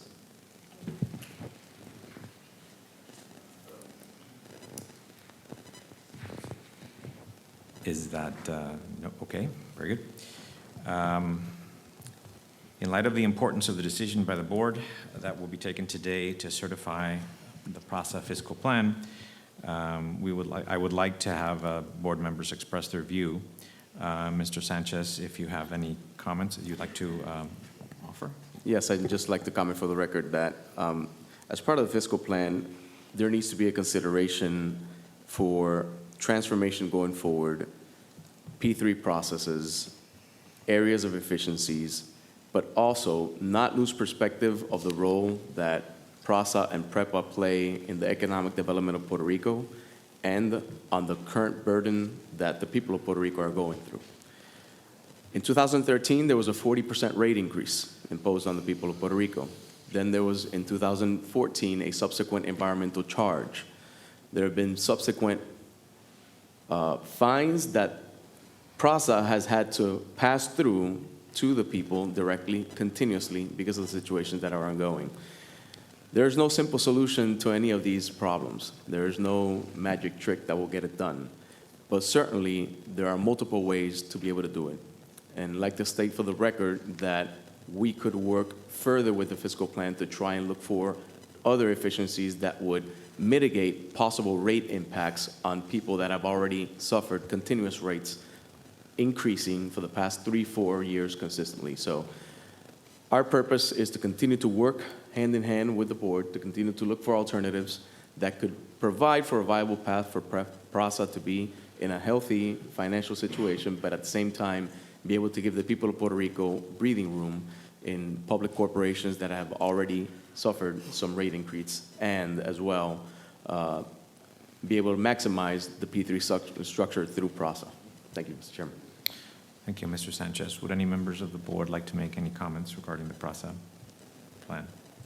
Yes, I would like to make some comments. And I mean, first of all, let me, as one of the members of the subcommittee that looked at PRASA, let me first of all recognize that PRASA is in better shape than some of our other instrumentalities, and has the ability, I think, in the relatively near term to be able to stand on its feet and move forward. That is the good news, and that is what we have to work towards with all instrumentalities, but with PRASA, I think there is a very, very reasonable chance of doing it. But to do it, they have to certainly implement the fiscal plan that they have presented, but I think they have to go beyond it. And as presented by our executive director, we cannot be naive because although I recognize what the governor's representative on the board has said about recent rate increases, the reality is that the way we have gotten a lot of our instrumentalities into trouble historically has been because of a willingness to defer too quickly required rate increases, defer them for a number of years, and then have to face very large increases infrequently. I think what we're saying here is that PRASA has to recognize and incorporate in its planning regular rate reviews and rate increases of a smaller level, but that recognize its needs as they occur, not try to defer it and wind up painting itself into a corner and then having to shock the economy with a 40% rate increase or something of the sort. So while I recognize the observations about recent rate increases, as we look forward, if we want to take PRASA to where it should be and where it has the ability to be, I think we have to have a serious, non-politicized rate-setting process that recognizes PRASA's long-term needs and moves periodically to accommodate it. And also, it also has to recognize the fact that the rates have to be spread across the user base broadly, and you cannot exclude certain sectors because it may be politically expedient to do it. You have to really involve the whole of PRASA's user base. In addition, of course, they have to focus, as I know they will, on other areas such as improving their collections and improving the loss of water or non-revenue water, as they call it. But I'm hopeful that PRASA will be able to seriously undertake this fiscal plan with the amendments that I think we should propose and move forward, hopefully more quickly than perhaps some of the other units of the Commonwealth of Puerto Rico. Thank you, Mr. Gonzalez. Would anybody else like to offer some comments? Mr. Chair, I'd like to offer some comments. First, I want to add myself to comments by Mr. Gonzalez relative to the importance of achieving structural balance and moving to a process where rates are being done in a more predictable manner in a way that covers the operating expenses. So I want to highlight the criticality of the capital expenditure measures that are included in the fiscal plan that you've highlighted, particularly those related to addressing health and safety needs and federal requirements from the EPA and others. And clearly there's always an interest in trying to figure out how to operate as efficiently as possible. But it is critical that the budget maintain the structural balance and that the rates be sufficient to cover those necessary capital expenditures as well as operations. Thank you, Ms. Matos Santos. Anyone else? On the basis of the report presented by the board's executive director on the fiscal plan for PRASA and her recommendations, including the proposed amendments summarized in her presentation, the chair requests whether she would like to propose a resolution for the board to consider. Yes, Mr. Chair, I would like to propose a resolution, and I request Mr. Alcuri to read the same into the record. Whereas on June 30, 2016, the Federal Puerto Rico Oversight Management and Economic Stability Act, PROMESA, was enacted, and whereas Section 101 of PROMESA created the Financial Oversight and Management Board for Puerto Rico, the board, and whereas Section 201 of PROMESA establishes a multi-step procedure for the development, review, and approval of the fiscal plans for covered territorial instrumentalities, requiring that 1, the proposed fiscal plans be submitted to the board, 2, the board must review the proposed plans and determine whether it satisfies PROMESA's requirements or that it does not, in which case the board must issue a notice of violation and recommended revisions giving an opportunity to correct the violations. 3, revised proposed plans be then submitted to the board, and 4, if there is a failure to submit timely a proposed plan, the board determines in its sole discretion satisfies PROMESA's requirements, the board shall develop and submit to the governor and the legislature its own compliant fiscal plan. And whereas on March 13, 2017, the board announced that it had received a proposed fiscal plan for Puerto Rico Aqueduct and Sewer Authority, PRASA, and whereas after reviewing the proposed plan with the governor's representatives and analyzing and deliberating over it with the board's members, economists, consultants, and attorneys, the board recommended revisions to the same and gave the governor's representatives the opportunity to revise a proposed plan, fiscal plan. And whereas representatives of the governor and the board's experts, consultants, and attorneys engaged in extensive discussions about the proposed fiscal plan and the board's concerns about the plan resulting in further changes incorporated into the proposed plan. And whereas on April 28, 2017, the board held an open meeting at which the governor's representatives presented the final proposed plan, fiscal plan to the board and the public, and whereas the board has had the opportunity to consider the latest proposed plan and discuss it with its experts, consultants, and attorneys, and believes that with certain amendments, the plan complies with PROMESA. And whereas the board provided an opportunity for public comment on the proposed fiscal plan and on the board's recommended modifications to such fiscal plan. And whereas after substantial deliberations, the board has determined to approve and certify the latest proposed fiscal plan as modified by the following amendments. Amendment number 1, the fiscal plan must require implementation of a multi-year permanent rate increase that is broadly distributed across all customer types, including residential, and that takes into consideration income of customers. This increase must be pre-approved measure effective from January 2018 through at least the following 5 years and be supported by a commitment from PRASA to a detailed implementation plan and schedule to be developed, including PRASA board-led annual review of the rate increase and provide authority for revisions as deemed necessary by such a review. The plan and the rate increase it achieves must confirm that the rate increase is directed at achieving structural balance and funding capital expenditure needs pre-debt service. Amendment number 2. The existing analysis addressing the impact on customer type and categories of consumption level must be updated to reflect the above refreshed rate proposal. Amendment number 3. The fiscal plan must include updated electricity savings in line with the fiscal plan submitted by PREPA and confirm the status of PREPA's involvement in and collaboration with the hydroelectric initiative. Implementation plan and revised fiscal plan. The government shall present to the board a plan to implement the above amendments by no later than 30 days from the date of adoption of said amendments, and a revised fiscal plan that complies with the measures described in said amendments no later than 15 days thereafter, which revised fiscal plan shall be subject to the board's approval. And now, therefore, it is hereby resolved that the board approves and certifies the latest proposed fiscal plan for PRASA, pursuant to PROMESA Section 201E as modified by the amendments described above, and it is further resolved that the board shall issue a compliance certification for such fiscal plan as amended to the governor and the legislature pursuant to PROMESA Section 201E.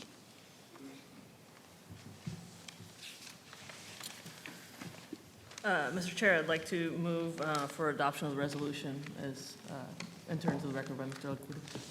And I will second that motion. May I have a voice vote, please? Those in favor say yes. Yes. Yes. Yes. All members having voted in favor of the motion, the resolution has passed unanimously. Thank you, Mr. Diaz. And thank you, team. Jerry, don't go anywhere. We would like to welcome once again Mr. Portela, who will present the proposed fiscal plan for the Puerto Rico Electric Power Authority. After I will also be joined by, Mr. Chairman, I'll also be joined by Ricardo Ramos, Executive Director of PREPA, which will provide a statement on the fiscal plan right after a brief summary. Welcome, Mr. Ramos. Begin whenever you're ready. Providing a reliable and low-cost energy is a cornerstone of economic development strategy for the government of Puerto Rico, which is focused on moving forward with PREPA's transformation. As you all know, PREPA has been negotiating with its creditors and struck a preliminary deal in the Restructuring Support Agreement, or RSA.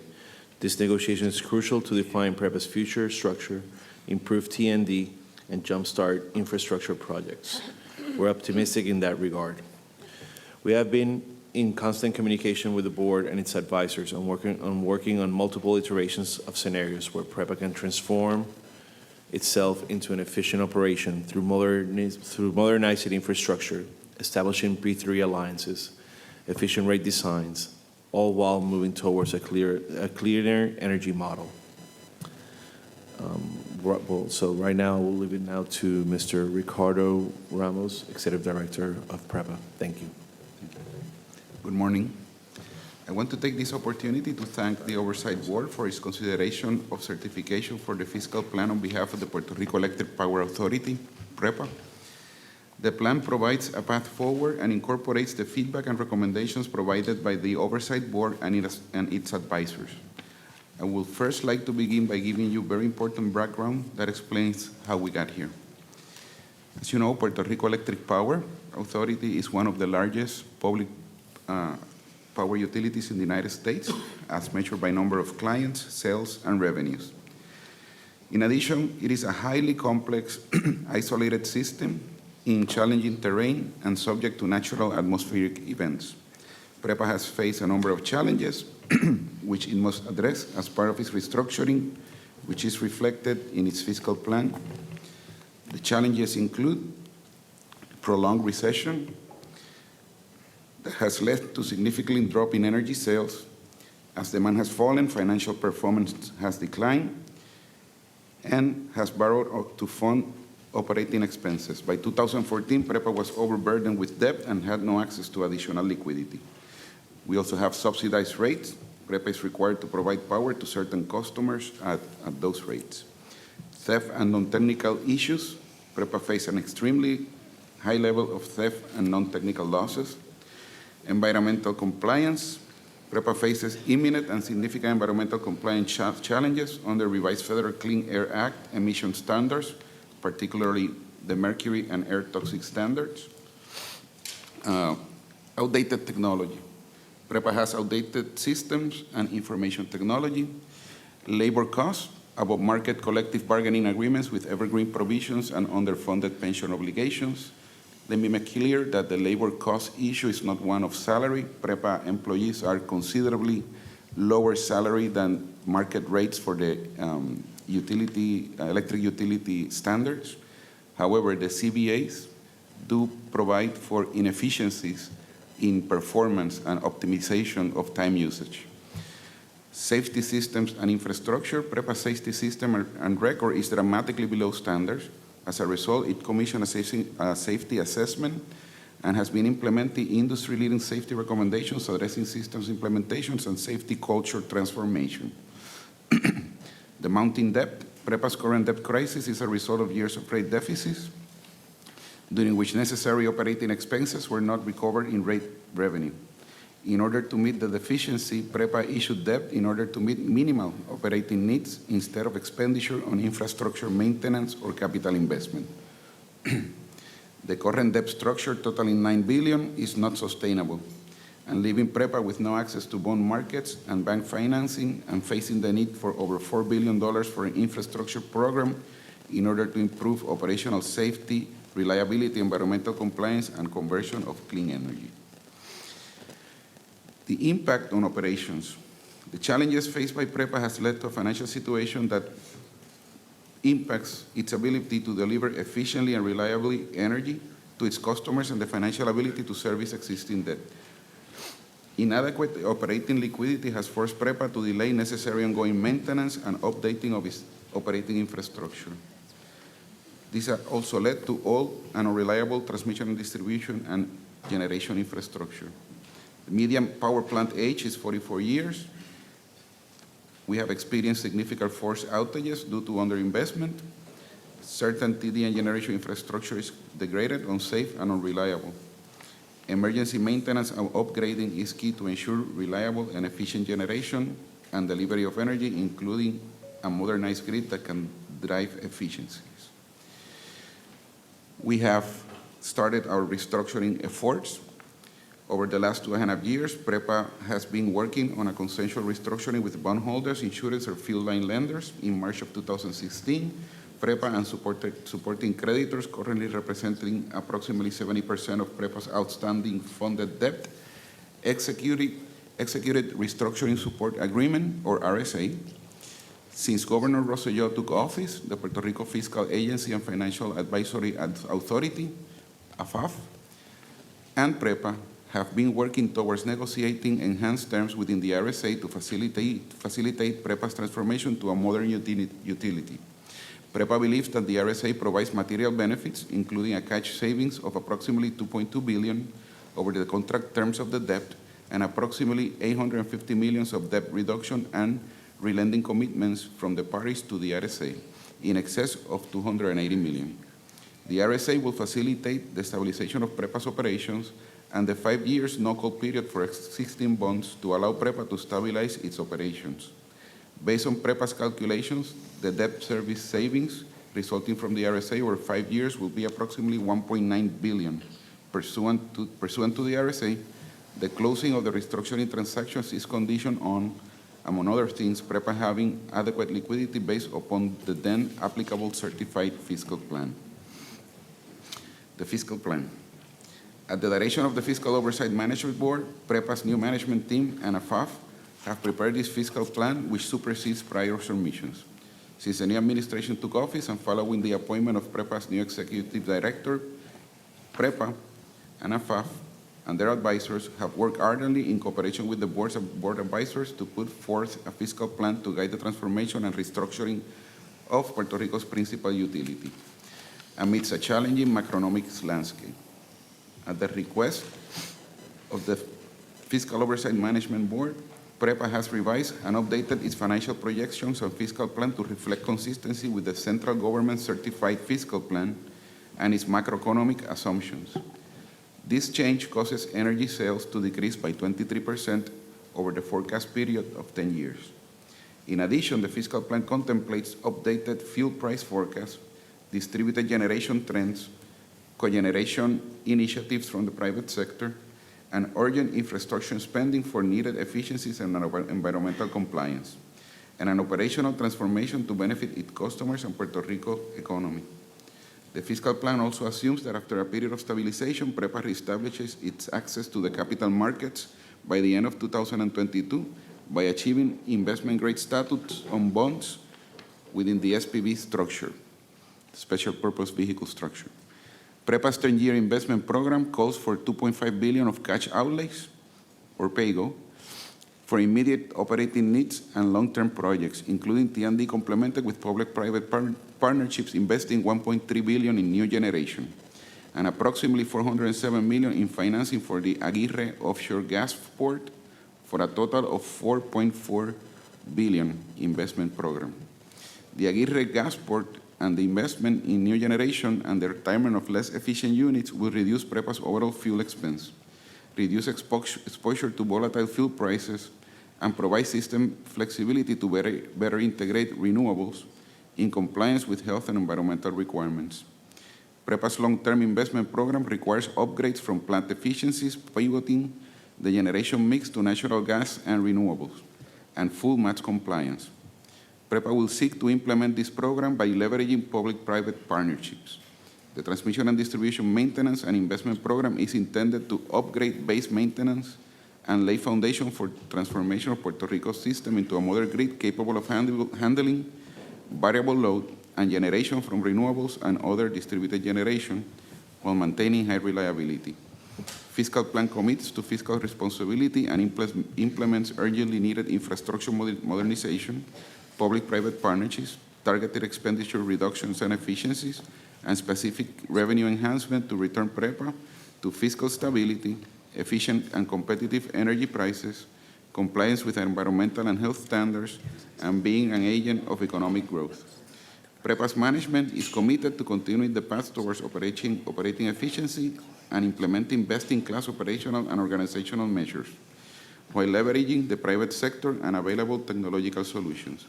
Business process reengineering will help PREPA achieve savings in areas such as administration and customer service. PREPA has taken action in areas such as fuel procurement and controls, reduction of non-technical losses, improved collections, procurement and inventory control, potentially generating projected annual savings of approximately $254 million. One-time incremental cash generation initiatives implemented to date of approximately $271 million have been achieved. Management is in the process of validating the annual projected savings identified by its prior restructuring advisor, as well as identifying and implementing additional savings and efficiencies. PREPA fully appreciates that despite fiscal and economic uncertainties, now is the time to transform the electric utility for the 21st century. This includes modernization of infrastructure through PTRs, renewable energy, innovative technology to drive efficiencies and improve customer service, professional and independent board of directors, fair and efficient rate designs, strategic outsourcing and a formal project management office to drive innovation, operational transformations, and restructuring support with ambitious and measurable transformational objectives, including key performance indicators to monitor the compliance with the plan. In closing, I want to thank all that have helped put together this plan. I also want to thank the board for their guidance in preparation of the plan. Mr. Chairman, on behalf of the government of Puerto Rico, I hereby submit the PREPA fiscal plan for certification in accordance with the requirements established by PROMESA and the guidelines provided by this board. I once again want to thank you for the opportunity. Thank you, Mr. Ramos. I'd like to open up now for questions from members of the board. I'd like to ask a question, if I may. You touched on the importance of the P3 projects with regards to PREPA, and we're all cognizant of how important that is, and we support wholeheartedly the administration's move last week to the P3 summit was viewed as a great success. I was wondering, what specifically do you see as a P3 project for PREPA, and if you could tell us how long it might take to implement said P3 in the authority. Certainly. Most of the P3s that are being considered at this moment are power generation projects, new power plants, and the time that we in PREPA have expect for those projects to be online is about 6 years. So it's about 3 years for permitting, 3 years for construction of new combined cycle power plants. In addition to conventional power plants, and once we move a quantity of 12 existing projects that are basically already permitted and shovel-ready, on the second tier, what we plan to do is the utility-scale renewable projects also as P3s by assessing the Puerto Rico's government land through the land authority, those that are already been impacted or are of no immediate use for other purposes, in order for us to provide a permitted piece of land and offer it through the P3 process, therefore taking the risk out of the investor for giving them their certainty that their project will move immediately forward once they sign an agreement with PREPA. Thank you. Can I ask a follow-up, very much related question? And that is, can you say something about alternatives to oil and generation and what your vision for that is? And I think it probably connects up to the P3 project. Yep. So in our charter, we take care of the utility-scale projects for renewable energy. The capabilities in Puerto Rico are mostly for solar, although there are some remaining sites that may show good potential for wind. What the largest growing section of renewable energy is the distributed generation, which at the current rate structures really affect PREPA's income. However, there is technology available for us to tap in to those distributed energy sources. Again, through technology, we could manage them more efficiently. We could even sometimes dispatch them Of course, there's need for additional infrastructure, such as energy storage systems, which really form all part of the plan that PREPA has inside.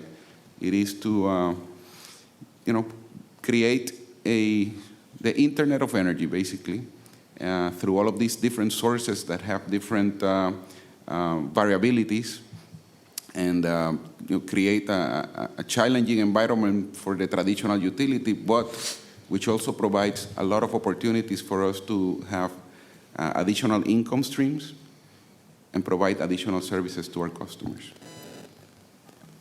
As a follow-up to the follow-up, you mentioned for the possible combined cycle generating facilities, 3-year permitting timeline, but that's taking into consideration the current permitting structure in Puerto Rico. Yes.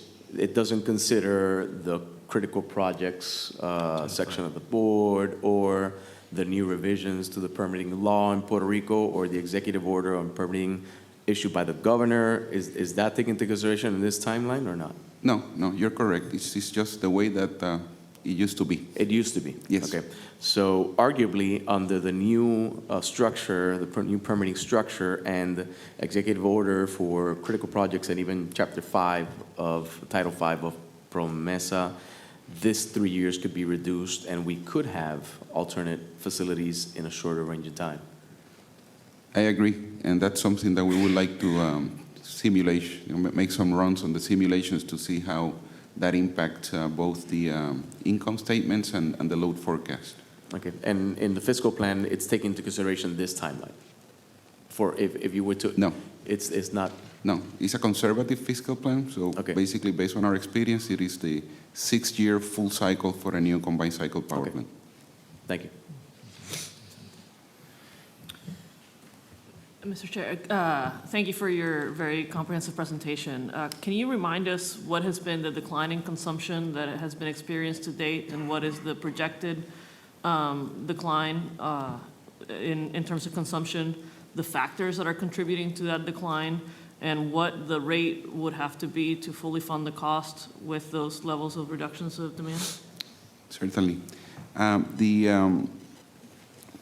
We certainly have been seeing the decrease in our revenues and our load. It's been about 4% for the last 3 years. However, once we included on our econometric models the macroeconomic data for the central government's fiscal plan, and in addition, the model includes the penetration of distributed generation, which in turn reacts to price signals. The outcome is a load forecast for the next 10 years of a loss of 22% in load. As you know, there's already established from past 2 years a rate formula in the RSA, the transition charge. So it's already there, and that's what we are simulating, and that's inversely proportional to load. So the less load, the larger transition charge. So I think on year 2020 or 21, I believe, it can reach up to 30 cents, the total rate, including the transition charge. But again, the projects that we are envisioning in the fiscal plan, business process outsourcing, those are really a minimal part when you consider the whole rate is 75% energy purchase and fuel. So then there's only 25%. Out of that 25%, we've lost almost half of our labor force. And so the truth is that most of the key projects are the types of projects that Title V could help us with. This will be new power plants, highly efficient. PREPA's overall efficiency is about 34%. A new power plant in Puerto Rico, under Puerto Rico environment, can be 50% efficient. The inclusion of natural gas, or the more usage of the natural gas that we have on the that we can import to the island, in combination with those efficiencies, will certainly impact that 75% of the rate. And then certainly the introduction of renewable energy.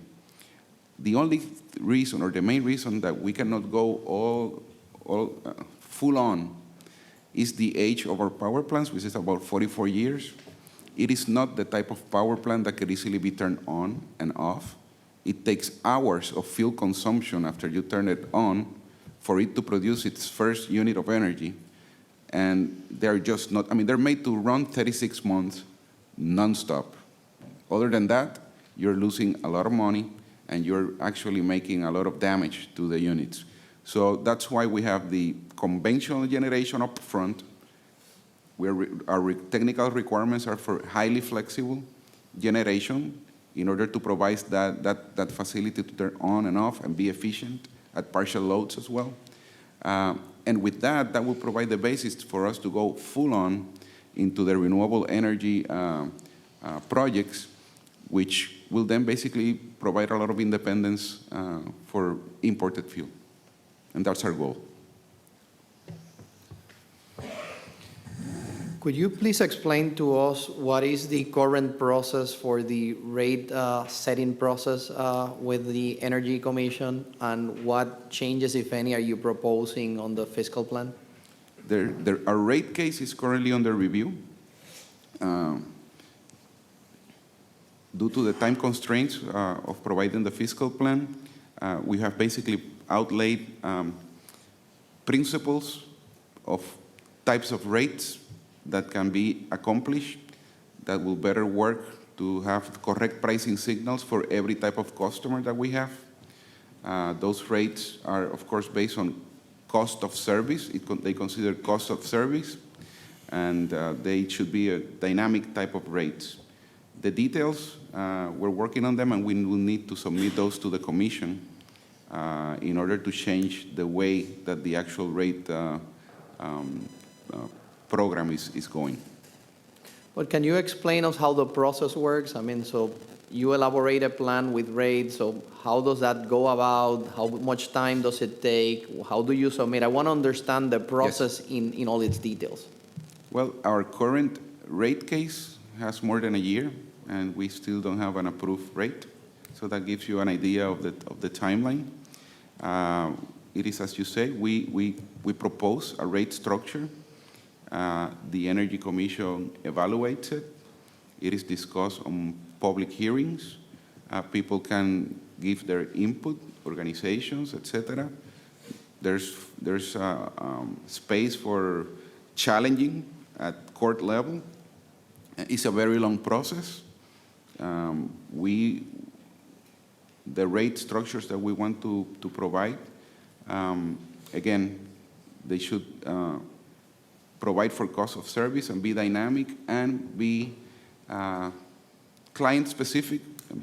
People see industrial, commercial, and residential, but the granularity of the rate structure should be a lot more in order for you to be able to capture your revenues and at the same time provide competitive rates. So if at all PROMESA can help to accelerate that process, it will be a good thing. Yeah, one other question. So if we were sitting here again 5 years from now, and as we all know, the energy cost is critical to the economic recovery of Puerto Rico. I mean, what, in your opinion, will be a rate that in 5 years would be a competitive rate and potentially separating what may be industrial versus commercial versus what is residential? As you know, again, the rate today, it's 75% dependent on imported fuel cost. So to try to establish a rate that we can achieve, we first need to become more independent on those on that portion of the fuel of our rate. Our base rate, we can tell you what is and how it's going to be in the future, etc. But the variable aspect of the rate is fully dependent on fuel prices and of course load. turning the question around what I think would be competitive. I'm asking you the rate. aspirational question. I mean, The I aspirational understand question. the complications Yeah. about trying to Okay. project something that's going to happen even tomorrow, certainly 5 years. But I'm asking aspirationally. I mean, what do you believe will be competitive rates, both on the industrial and commercial and residential, for Puerto Rico in 5 years? Less than 21 cents per kilowatt hour. Okay. Thank you. Optimally 16, but wouldn't go hard to achieve that number. Any additional questions for Mr. Ramos? No. Thank you very much. Thank you for the panel. Now I would like to assessment and recommendations of the proposed fiscal plan for Puerto Rico Electric Power Authority. I would like to ask Mr. Esco to walk us through the process by which the board reviewed and assessed PREPA's proposed fiscal plan and present to the board certain recommendations of said plan. Thank you. PREPA's plan provides details for an over $4 billion investment program focused on transmission and distribution investment and new generation funded via P3s and operating revenue. The plan provides for decreased demand that results in significant reductions in sales compared to the previous plan. PREPA's proposed fiscal plan also develops a plan to reduce operational expenses through a variety of initiatives, including business process outsourcing and fuel savings driven by the renegotiation of natural gas contracts. However, the PREPA plan does not provide for sufficiently lower cost, reliable power that can support the economic growth of Puerto Rico and is not consistent with the assumptions included in the Certified Commonwealth Fiscal Plan. In order to address the aforementioned goals, PREPA's fiscal plan should be amended within 45 days to deliver power to ratepayers at a projected 21 cents per kilowatt hour by 2023 through lower costs of generation and other efficiency gains. PREPA can enable this rate structure via an expeditious capital improvement program that rapidly transitions the generation mix to low-cost power sources. Additionally, initiatives to drive an increase in operational efficiency, a reduction in pension costs, and the elimination of the SILT, contribution in lieu of taxes, will support the capital improvement program. Finally, PREPA should provide details on a 60-day process to establish a mechanism for rate approval with the Energy Commission reflecting a formula rate mechanism. While the plan represents a step in the right direction, these amendments will enable a necessary transformation of the utility, which is so necessary for Puerto Rico. I now turn back to the chair to invite public comments. Now we would like, thank you, Mr. Esco. We would like now to open the floor for questions or comments. Again, we have the Executive Director of the Power Authority here, as well as members of the board who participated in the subcommittee that certified this plan. Each person has, and we are available for comments, questions, or to entertain any comments. Each person has up to 3 minutes to express their views. Any person interested, please stand up, and once I recognize you, the microphone will be brought to you. Yes. Yes. Buenos días, señor Buenos presidente días. y miembros de la Junta. En esta ocasión me voy a dirigir a ustedes en español con todo respeto para organizar mejor nuestras ideas. Mi nombre es Iván Rivera, yo soy abogado en Puerto Rico y soy portavoz de una organización sin fines de lucro de nombre Transparencia en las Finanzas Gubernamentales, que hemos estado trabajando entre economistas, expertos en finanzas y abogados con este tema del problema fiscal y económico de Puerto Rico durante el último año. Y aunque nuestro propósito es el mismo que ha planteado los distinguidos miembros de esta Junta, de que su preocupación y norte es el crecimiento económico de Puerto Rico, atender esta situación fiscal y que las pérdidas se repartan equitativamente entre todos los bonistas, acreedores y todos los sectores. Y hemos identificado 4 grandes áreas de esta crisis en Puerto Rico que han sido atendidas, algunas de ellas en el día de hoy. Nosotros hemos identificado la situación del Banco Gubernamental de Fomento, la situación de la Autoridad de Carreteras, la situación de la Autoridad de Energía Eléctrica y la situación de COFINA como las 4 grandes corporaciones públicas que hay que atender de manera sustancial para poder y tangencial para resolver estos problemas. Nos preocupa el caso de PREPA específicamente, que a pesar de las premisas antes dichas, el recorte a los bonistas apenas alcanza el 15 centavos y algunos de ellos con los seguros prácticamente no perderán nada. Incidentalmente, muchos de esos bonistas en prepa son bonistas también de Cofina, que es otra corporación pública de la que no hemos escuchado nada, ninguna expresión de parte de la Junta. Y aunque reconocemos un paso de avance de parte del Ejecutivo en el día de ayer y del Gobierno de Puerto Rico con la aprobación del proyecto 938 y con lo que contiene en el capítulo 4 y 6 del mismo, no hemos escuchado una expresión de la Junta respecto a qué van a hacer con Cofina. Y se levantan cuestionamientos de parte de mucha gente en nuestra organización y de mucha gente en Puerto Rico si es que los miembros de esta distinguida Junta no quieren tocar el tema de Cofina o quieren darle un trato preferencial a Cofina. Y esa preocupación se levanta más cuando muchos de esos acreedores de prepa son acreedores también de Cofina y a todas luces han tenido un trato preferencial en los acuerdos que se han anunciado. Bien, muchas gracias por su comentario y su preocupación, licenciado. Me parece que para atender el tema específicamente de prepa, podemos pedirle a los amigos compañeros del gobierno que se expresen en cuanto a la preocupación que estaba expresando el licenciado. Bueno, Gerardo Portela, English, Spanish. Como prefieras, aquí hablamos ambos. En Spanish, para contarle en español. Buenos días, Gerardo Portela. Nosotros estamos llegamos a un acuerdo preliminar sobre la RSA de prepa. En cuanto a Cofina, nosotros pues llevamos en medio de conversaciones con bonistas de Cofina y otros bonistas de diferentes créditos de Puerto Rico. No estoy de acuerdo con el sentido de preferencia, sino que esto es un acuerdo que se llegó en la RSA, se mejoró el RSA vis a vis la pasada administración, incluyendo 2.2 billones en ahorros. En cuanto a los otros créditos, pero nosotros estamos todavía en medio de conversaciones y negociaciones consensuales con Cofina y otros bonistas de Puerto Rico.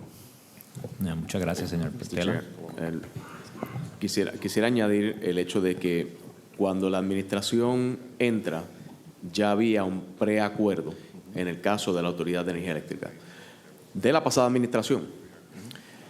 Ese preacuerdo se trabajó diligentemente en espacio de menos de 100 días para mejorar y crear unas condiciones, como acaba de mencionar el director ejecutivo de la FAF, de unos ahorros de más de 2.200 millones de dólares, mejorando lo que es esa oferta, aliviando los requisitos también del líquido de la Autoridad de Energía Eléctrica y proveyendo liquidez, nada de lo cual estaba contemplado en ese preacuerdo de la pasada administración. También mitigamos lo que sería la imposición del cargo del Transition Charge, se pudo mitigar en la mejoría que se logró en este acuerdo. Así que no es correcto que no se hizo un trabajo diligente, sí se hizo, con un preacuerdo que la pasada administración dejó, se mejoró, se redujo el Transition Charge, se redujo la carga sobre la Autoridad de Energía Eléctrica y se proveyó mayor liquidez. Así que en ese contexto no es correcta la aseveración. En términos de la negociación, como bien mencionó el director ejecutivo, es continua y es muy limitado los procesos que se pueden discutir públicamente por razón de los acuerdos de confidencialidad, pero sí, todos los stakeholders están en la mesa y con todos están hablando las alternativas reales de acuerdo al plan fiscal certificado por el gobierno de Puerto Rico. Muchas gracias, licenciado Sánchez. Does anybody else have any questions or comments? Okay, thank you. In light of the importance of the decision by the board that will be taken today to certify the fiscal plan for PREPA, we'd like to ask any board members to express themselves regarding the plan. Mr. Sanchez, would you like to begin as the governor's representative? Thank you, Mr. Chair. I'd like to state that I agree with this approach, and this is in contrast with the previous fiscal plan we just certified. I really agree with this approach because you have to take into consideration economic growth for Puerto Rico. So you're targeting a specific number based upon which we can foresee and aspire to in order to reach a competitive level that Puerto Rico needs right now to grow our economy. If we don't have competitive rates in PREPA and PRASA, we will never be able to compete in our region or vis-a-vis the economic creation that is that area in the eastern coast of the United States and Latin America. We have to build a competitive scheme in our rates. So I agree with this approach. It gives us an opportunity. It puts the burden on PREPA to be efficient, to make these transformations a possibility. That's why I asked on the permitting side, because that is where typically Puerto Rico has failed in the past. I am more than confident that with the leadership that is in place, with the new legal framework that is under PROMESA and under the new permitting law in Puerto Rico and the executive orders issued by the governor, and with this RSA that gives us a time for us to be able to implement these changes, we can reach these target rates and make Puerto Rico competitive, even beyond the 21-state structure. So thank you so much. Make Puerto Rico great again? Almost. Any members, any additional comments from members? Yes, Mr. Chairman. Back in the 1970s, Reggie Jackson used to say that he was the straw that stirred the drink for the New York Yankees. In a very real sense, that, in my view, is what PREPA needs to be for Puerto Rico. In order to attract business and to encourage Puerto Ricans to stay in Puerto Rico and not to migrate to the mainland, Puerto Rico has to have a dependable source of electricity, and a dependable electricity company. Puerto Rico cannot have regular blackouts and other disruptions. It seems to me that PREPA is really at the heart of a lot of the transition that we hopefully are in the middle of with Puerto Rico. I think it's absolutely essential that PREPA be transformed. My hope is that this fiscal plan, when we look back at it, and the amendments to this fiscal plan will be the first step in that direction. Thank you, Professor Skill. Any additional comments from members? Yes, I would add to those comments. I also believe that there's no path for recovery for Puerto Rico if we cannot just aspire to have lower energy rates. We must have lower energy rates. And I think as we all understand, and as is the concern of most people in Puerto Rico, that's not going to happen if PREPA is not willing to really drive through transformation.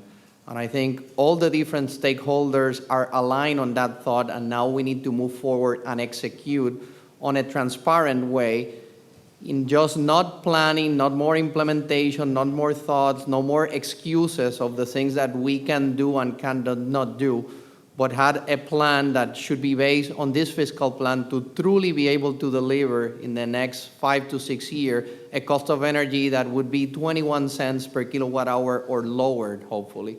So, I mean, I rest on just stressing that point of how critical this is for the people of Puerto Rico, for the economy of Puerto Rico, and that needs to happen. And I believe, as it was said, that burden has to fall on PREPA, but under the responsibility and oversight of many other entities that have to align to be sure that this happens in a transparent and clear way.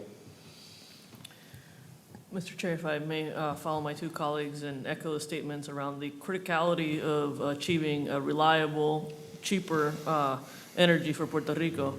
I think I come at this as somebody who spent my life in public service and who is generally, not at the moment, but at heart, a committed public servant.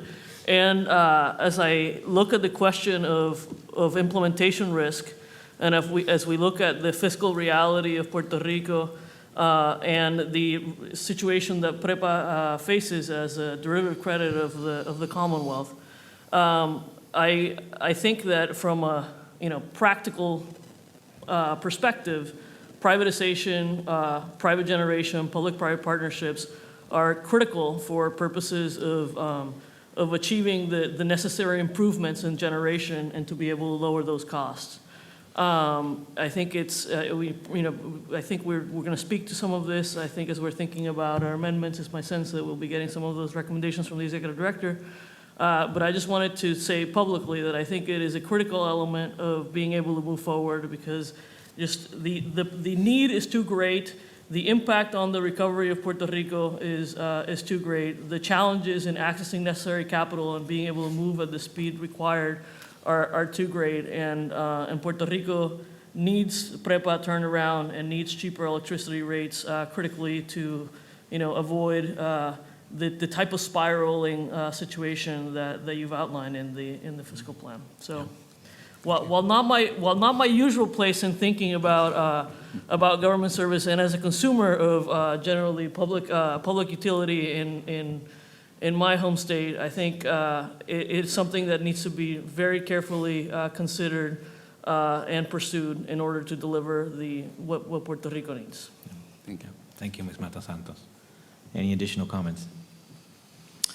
Now I would like to ask our executive director whether she would like to propose a resolution for us to consider and vote. Yes, Mr. Chair, I would like to propose a resolution and request Mr. Alcuri to read the same. Whereas on June 30, 2016, the Federal Puerto Rico Oversight, Management, and Economic Stability Act, PROMESA, was enacted, and whereas Section 101 of PROMESA created the Financial Oversight and Management Board for Puerto Rico, the board, and whereas Section 201 of PROMESA establishes a multi-step procedure for the development, review, and approval of fiscal plans for covered territorial instrumentalities, requiring that 1, the proposed fiscal plans be submitted to the board, 2, the board must review the proposed plans and determine whether it satisfies PROMESA's requirements or that it does not, in which case the board must issue a notice of violation and recommended revisions, giving an opportunity to correct the violations. 3, revised proposed plans be then submitted to the board, and 4, if there is a failure to submit timely a proposed plan, the board determines in its sole discretion satisfies PROMESA's requirements, the board shall develop and submit to the governor and legislature its own compliant fiscal plan. And whereas on March 13, 2017, the board announced that it had received a proposed fiscal plan for Puerto Rico Electric Power Authority, PREPA, and whereas after reviewing the proposed plan with the governor's representatives and analyzing and deliberating over it with the board's members, economists, consultants, and attorneys, the board recommended revisions to the same and gave the governor's representatives the opportunity to revise a proposed fiscal plan. And whereas representatives of the governor and the board's experts, consultants, and attorneys engaged in extensive discussions about the proposed fiscal plan and the board's concerns about the plan, resulting in further changes incorporated into the proposed plan. And whereas on April 28, 2017, the board held an open meeting at which the governor's representatives presented the proposed fiscal plan to the board and the public, and whereas the board has had the opportunity to consider the latest proposed plan and discuss it with its experts, consultants, and attorneys, and believes that with certain amendments, the plan complies with PROMESA. And whereas the board provided an opportunity for public comment on the proposed fiscal plan and on the board's recommended modifications to such fiscal plan. And whereas PREPA's fiscal plan must provide for lower cost, reliable power that can support the economic growth of Puerto Rico, and is consistent with the assumptions included in the certified fiscal plan. And whereas PREPA's fiscal plan projects a 23% reduction in energy sales and states that PREPA faces a potential spiral of escalating rates and declining consumption, the board believes PREPA's projected reduction in energy use is reasonable and that consumption could be even lower than PREPA forecasts. And whereas after substantial deliberations, the board has determined to approve and certify the latest proposed fiscal plan as modified by the following amendments. Amendment number 1. Based on the review and analysis of the proposed fiscal plan, energy prices in comparable and competitor jurisdictions, and the best available projections, the board believes PREPA's fiscal plan must be amended to contain achievable, credible, necessary changes to deliver energy to ratepayers at an average all-in rate of 21 cents per kilowatt hour by the year 2023, the target rate. The target rate reflects the projections of demand, inflation, fuel prices, and other external factors included in the fiscal plan. To the extent these factors are different in the year 2023, the target rate may need to be adjusted, e.g. higher fuel prices may require somewhat higher rates, higher demand may provide for lower rates. To deliver power at the target rate, PREPA will need to substantially lower the cost of generating power, fuel costs, and improve the distribution grid through unimpeded public-private partnerships, agreements, and/or fully privatizing energy generation subject to regulated utility standards. PREPA's fiscal plan targets are amended consistent with the aforementioned goals, which shall be reflected in a revised fiscal plan document to be submitted to the board within 15 days of the certification. PREPA shall also develop and submit to the board specific implementation plan within 45 days of the certification to deliver power to ratepayers at the target rate by 2023 through lower costs of generation and other efficiencies. The implementation plan should reflect a clear path to realizing necessary capital improvements expeditiously, including a workable financing strategy for a credible capital expenditure plan that rapidly transitions the generation mix to lower-cost power sources. A detailed plan to implement public-private partnerships or full privatization for energy generation and to finance necessary improvements in the grid. Changes to improve operational efficiency and procurement practices to lower pension costs, to reduce contract spending, and to lower other costs. Development and inclusion of a detailed elimination of the contribution in lieu of taxes, CALT, to 0% within the next 3 to 5 years beyond the 15% reduction included within the PREPA fiscal plan. A review of assets that could be monetized, either in the context of public-private partnerships or otherwise to fund necessary capital improvements. Amendment number 2. The PREPA fiscal plan is amended to include a requirement to provide to the board within 30 days of decertification a confirmation that the composition of its board shall be in compliance with the requirement that at least 2/3 of its members meet the qualifications of independence and expertise in energy matters. Amendment number 3. The PREPA fiscal plan is amended to include a requirement to initiate a 60-day process to establish a mechanism for rate approval with the Energy Commission reflecting the formula rate mechanism, FRM, and rate structures to be determined necessary to meet the amended fiscal plan target rate, which shall need to be consistent with the annual PREPA budgets to be certified by the board. PREPA shall work with the Energy Commission and provide to the board within 30 days of decertification an implementation plan for the FRM to be reviewed and approved by the board before its submittal for approval by the Energy Commission. The government shall present to the board a plan to implement the above amendments as outlined above, and shall present to the board a revised fiscal plan also as outlined above, which revised fiscal plan shall be subject to the board's approval. And now, therefore, it is hereby resolved that the board approves and certifies the latest proposed fiscal plan for PREPA pursuant to PROMESA Section 201E as modified by the amendments described above. And it is further resolved that the board shall issue a compliance certification for such fiscal plan as amended to the governor and the legislature pursuant to PROMESA Section 201E. Mr. Chairman, I will move this resolution for adoption. I second the motion. I'd like to ask for a voice vote, please. Those in favor of yes, please say yes. Yes. Yes. Yes. I meant to say. I. Those in favor say yes. The motion has passed unanimously, and it is therefore approved. Before we adjourn, I am informed by our communications people that the fiscal plans will be up on our website before noon today. Since we have no additional matters to cover, I move that we adjourn this meeting. I second the motion. I would like to ask for a voice vote. Those in favor, please say yes. Yes. Yes. All the members having voted in favor, the meeting is now adjourned. Thank you very much. Thank you to all the panelists and for all of you who attended here today.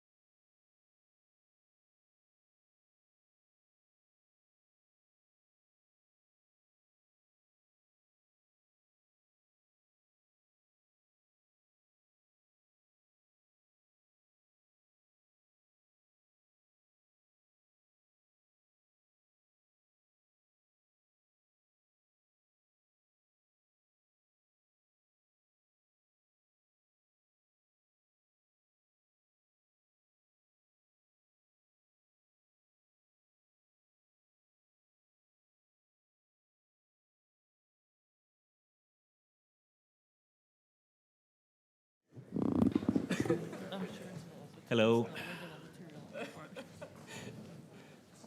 We will endeavor to answer whatever questions you may have.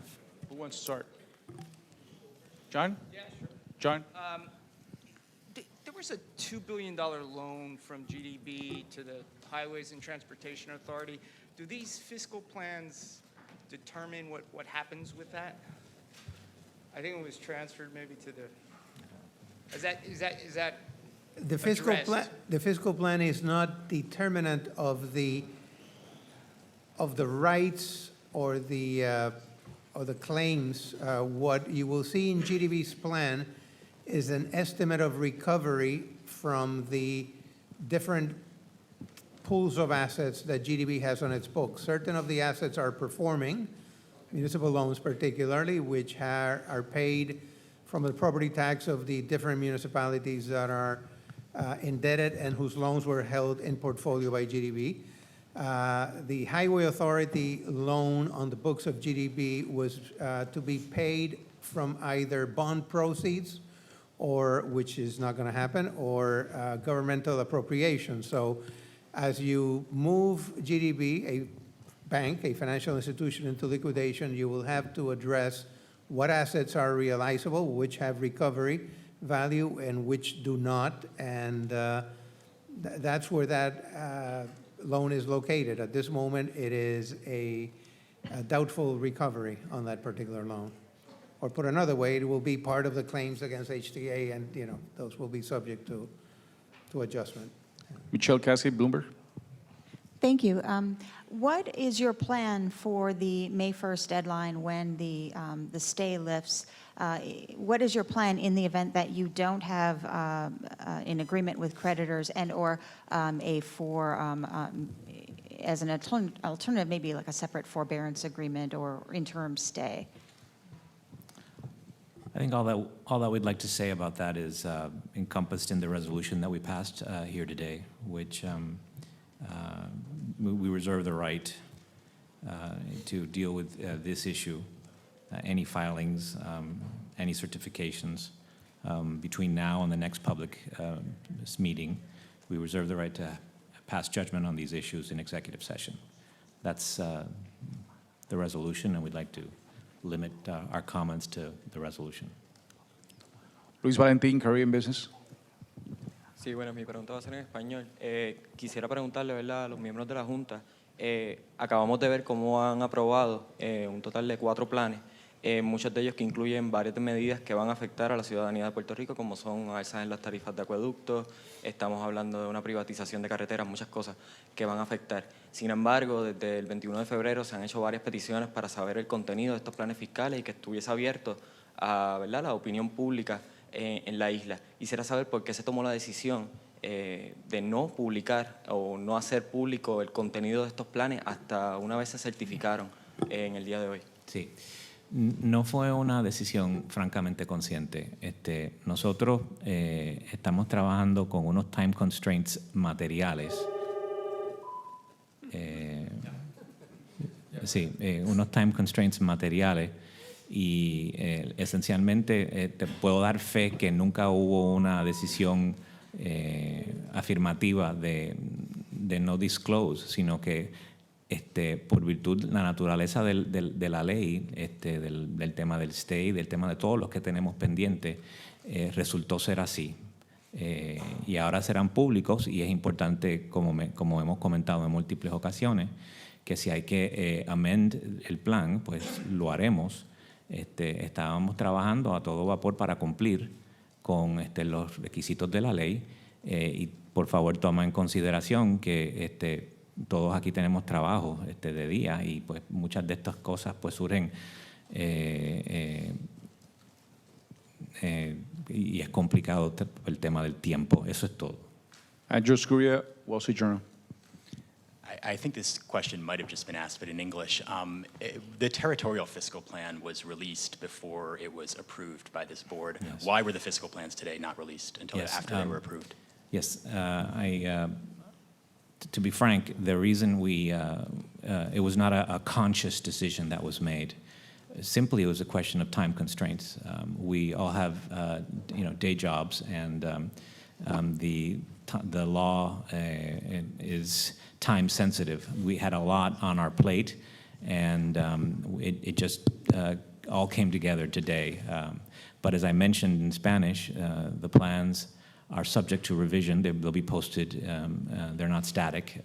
We are willing to make revisions if necessary. We were just trying to comply within the time frame provided, and it all came together. There was no conscious effort not to publicize these plans beforehand. Nick Brown, Reuters. Thanks. With respect to Title III and the Monday deadline, I know legally it is the board's decision. I'm wondering if you can talk at all about the extent to which the government might also be consulted in that decision, and whether it's going to be more of a joint united front type of thing, or if you can just enlighten us on the factors that are going to contribute to that decision, even if you're not able to tell us at this point what's going to happen. Yeah, we're fully aligned, and we hope to be aligned, to continue to be aligned with the government. And aside from that comment, again, I just want to refer you to the resolution. I really can't talk too much about what our thought process is with regards to that. We reserve the right to, between now and the next public meeting, to come to any determination in executive session. José Delgado, Nuevo Día. Sí, gracias. Buenos días. Yo quisiera insistir en el tema del título 3. Ustedes pueden afirmar de que no tienen que consultar al gobierno para ir a título 3 con un emisor de deuda. Y segundo, quisiera saber en qué medida se ha consultado con la Junta una propuesta que se dice que está corriendo en el Congreso para tratar de aplazar la vigencia del título 3, y cuál es la opinión de ustedes, y si pudieran además precisar, vayan o no a título 3 de aquí al lunes, ¿qué escenario entonces tiene Puerto Rico el martes? No pudiésemos precisar, simplemente le refiero nuevamente a la resolución. Sí le puedo decir en cuanto a su pregunta sobre los temas específicos del título 3 en Washington y las conversaciones y rumores que han habido en estos días. A mí se me manifestó ayer un oficial del Departamento del Tesoro Federal que esa medida no estaría siendo contemplada en la legislación. Robert Slavin, FOMB. Sí. El gobierno, ustedes pueden acudir a utilizar la vía judicial de la bancarrota sin consultar al gobierno de Puerto Rico o al emisor de deuda específico del gobierno de Puerto Rico. Nosotros deseamos estar alineados con el gobierno, y al momento yo creo que han podido ver que se ha manifestado el trabajo que se ha hecho en conjunto. El gobierno ha planteado sus planes fiscales, nosotros hemos contemplado cambios, hemos hecho sugerencias y el gobierno las ha acogido. Y por el momento las cosas estamos alineados. In the PRASA fiscal plan approved today, approximately how much money is being allotted per fiscal year to pay off debt?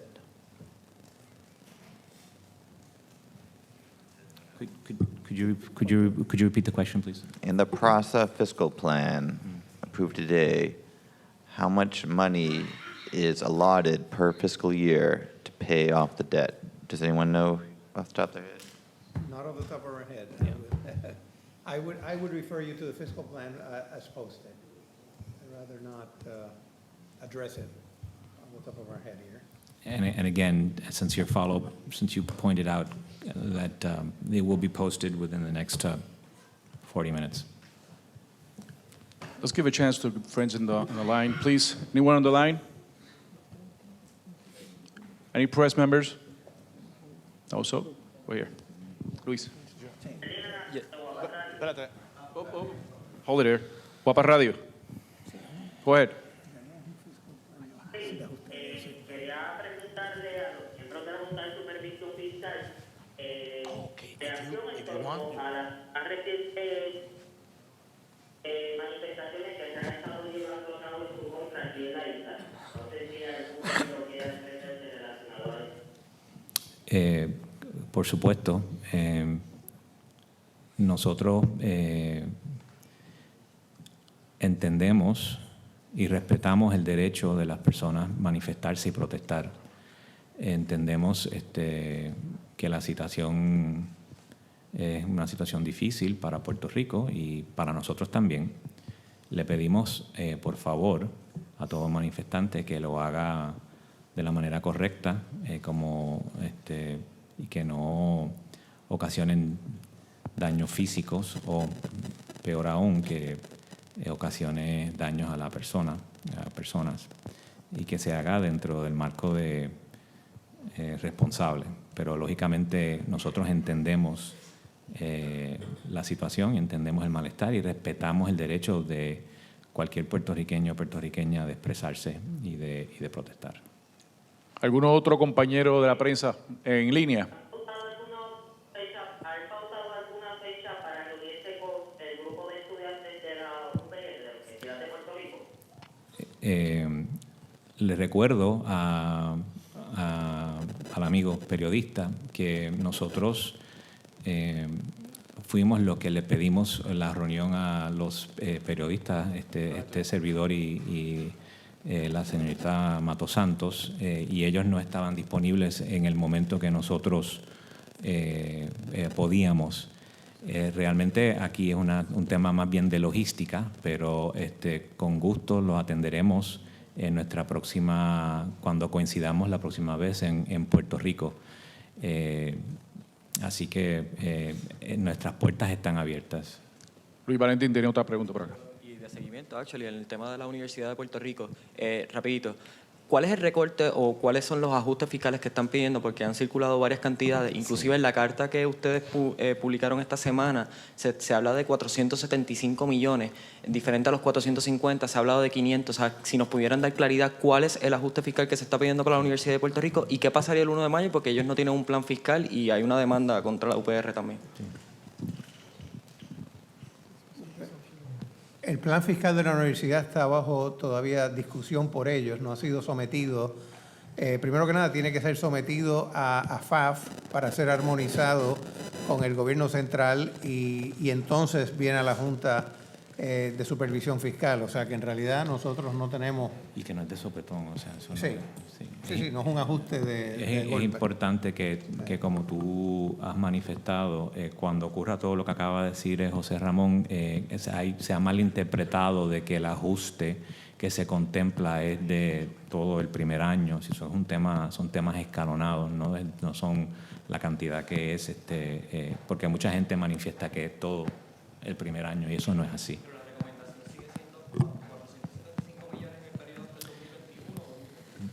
Vamos a esperar a que llegue el plan fiscal.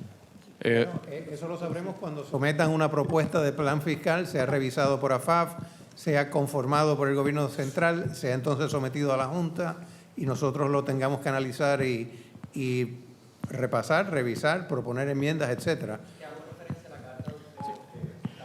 Le dimos parámetros, la carta que le dio parámetros, pero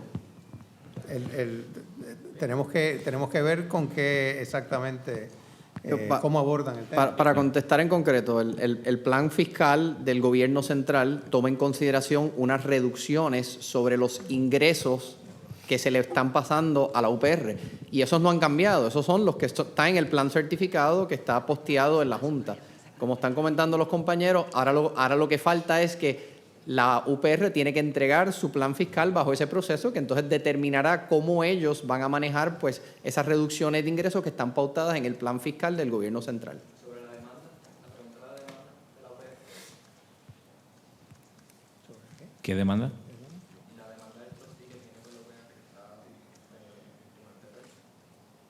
Yo no pudiese comentar, no desconozco la demanda de... Okay, next question. Can you shed some light on the technical recommendations you made to COSEC? And I ask this because May 1st, I believe there's also, or around the end of this month, there's a big maturity for a group of local cooperatives that are holding GDB notes. And I'm not sure if there's anything happening there that anybody can discuss, whether there's some sort of forbearance there or what's gonna happen. A big group of cooperatives last year traded their bonds that were maturing for this year, I believe. No, that was, we asked them not to do that, and they have not done so. Yeah. The issues are COSEC are very complex. As you know, it's a unique institution.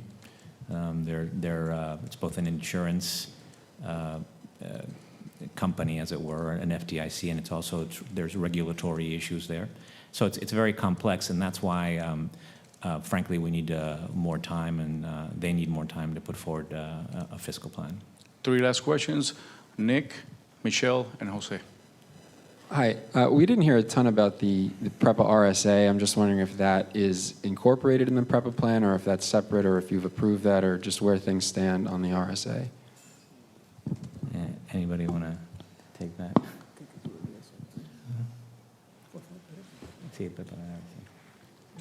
I mean, basically, the fiscal plan that we have approved today, I mean, provides an overall framework for PREPA. And as you saw, the board is asking for an overall all-in average target rate of 21 cents per kilowatt hour by the year 2023. So it basically, that's the framework that has been provided, and that would include, every single component that might be part of the PREPA rates.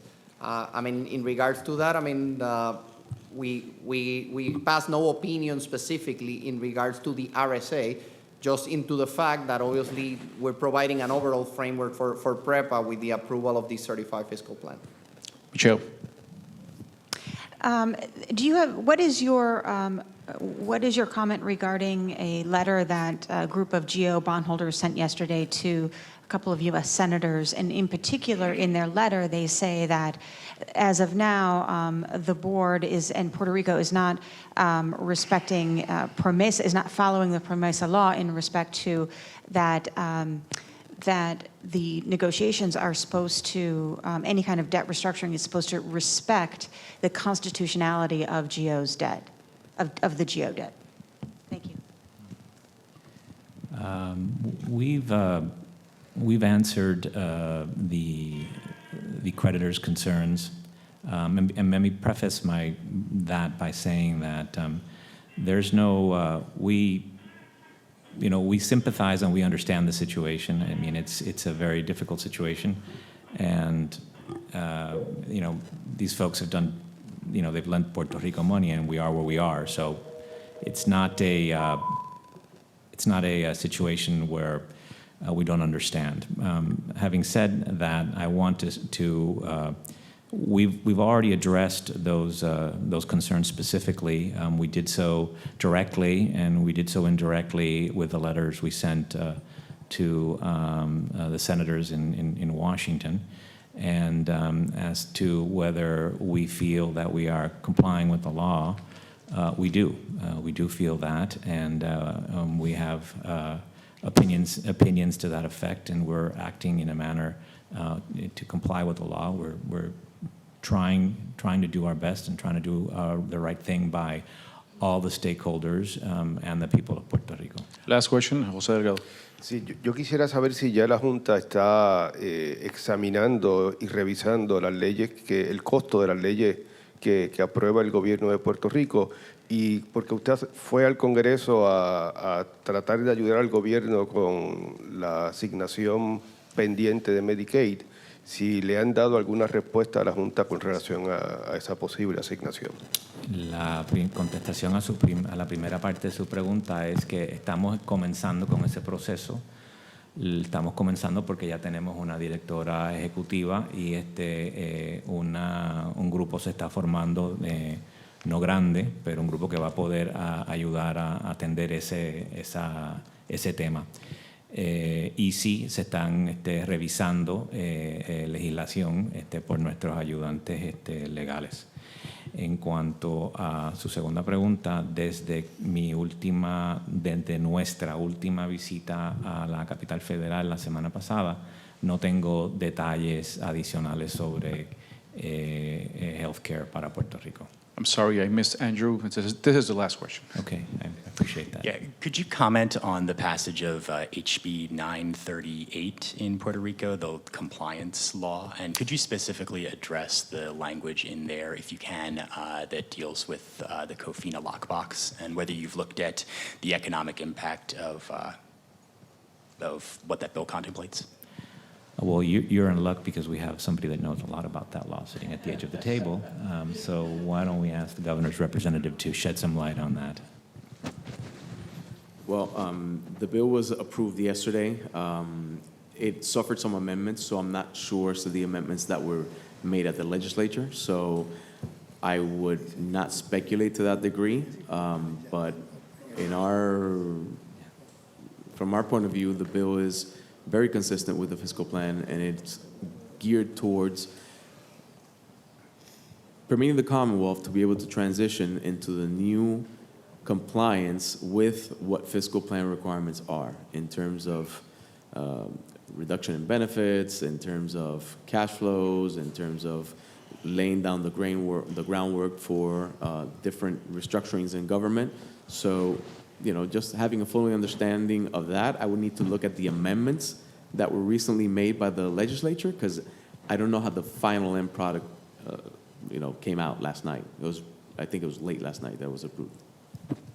Thank you. One last comment, I've just been confirmed that the 4 fiscal plans that were approved today are up on the board's website as of now, so you can reach them there. Thank you very much. Thanks. Thank you. And to be, to fully answer Mr. Slavin's question about PRASA, on page 86 of the PRASA fiscal plan, you will find the effect on the current debt structure in terms of adjustment. Now, I emphasize the following. All of the fiscal plans adopted today have been, we have included amendments to which will require that the plans be reformulated and resubmitted to us. And those amendments will affect the numbers that are in the initial proposal. But the best answer you can get, Mr. Slavin, as to your question relating to an implied adjustment from PRASA's fiscal plan on the debt service for a 10-year horizon, and the debt goes beyond 10 years, which means that really when you get to the point of debt restructuring, you go beyond just what is on the fiscal plan. But, you will be able to look at the numbers on page 86 of that fiscal plan. Thank you very Thank much. you.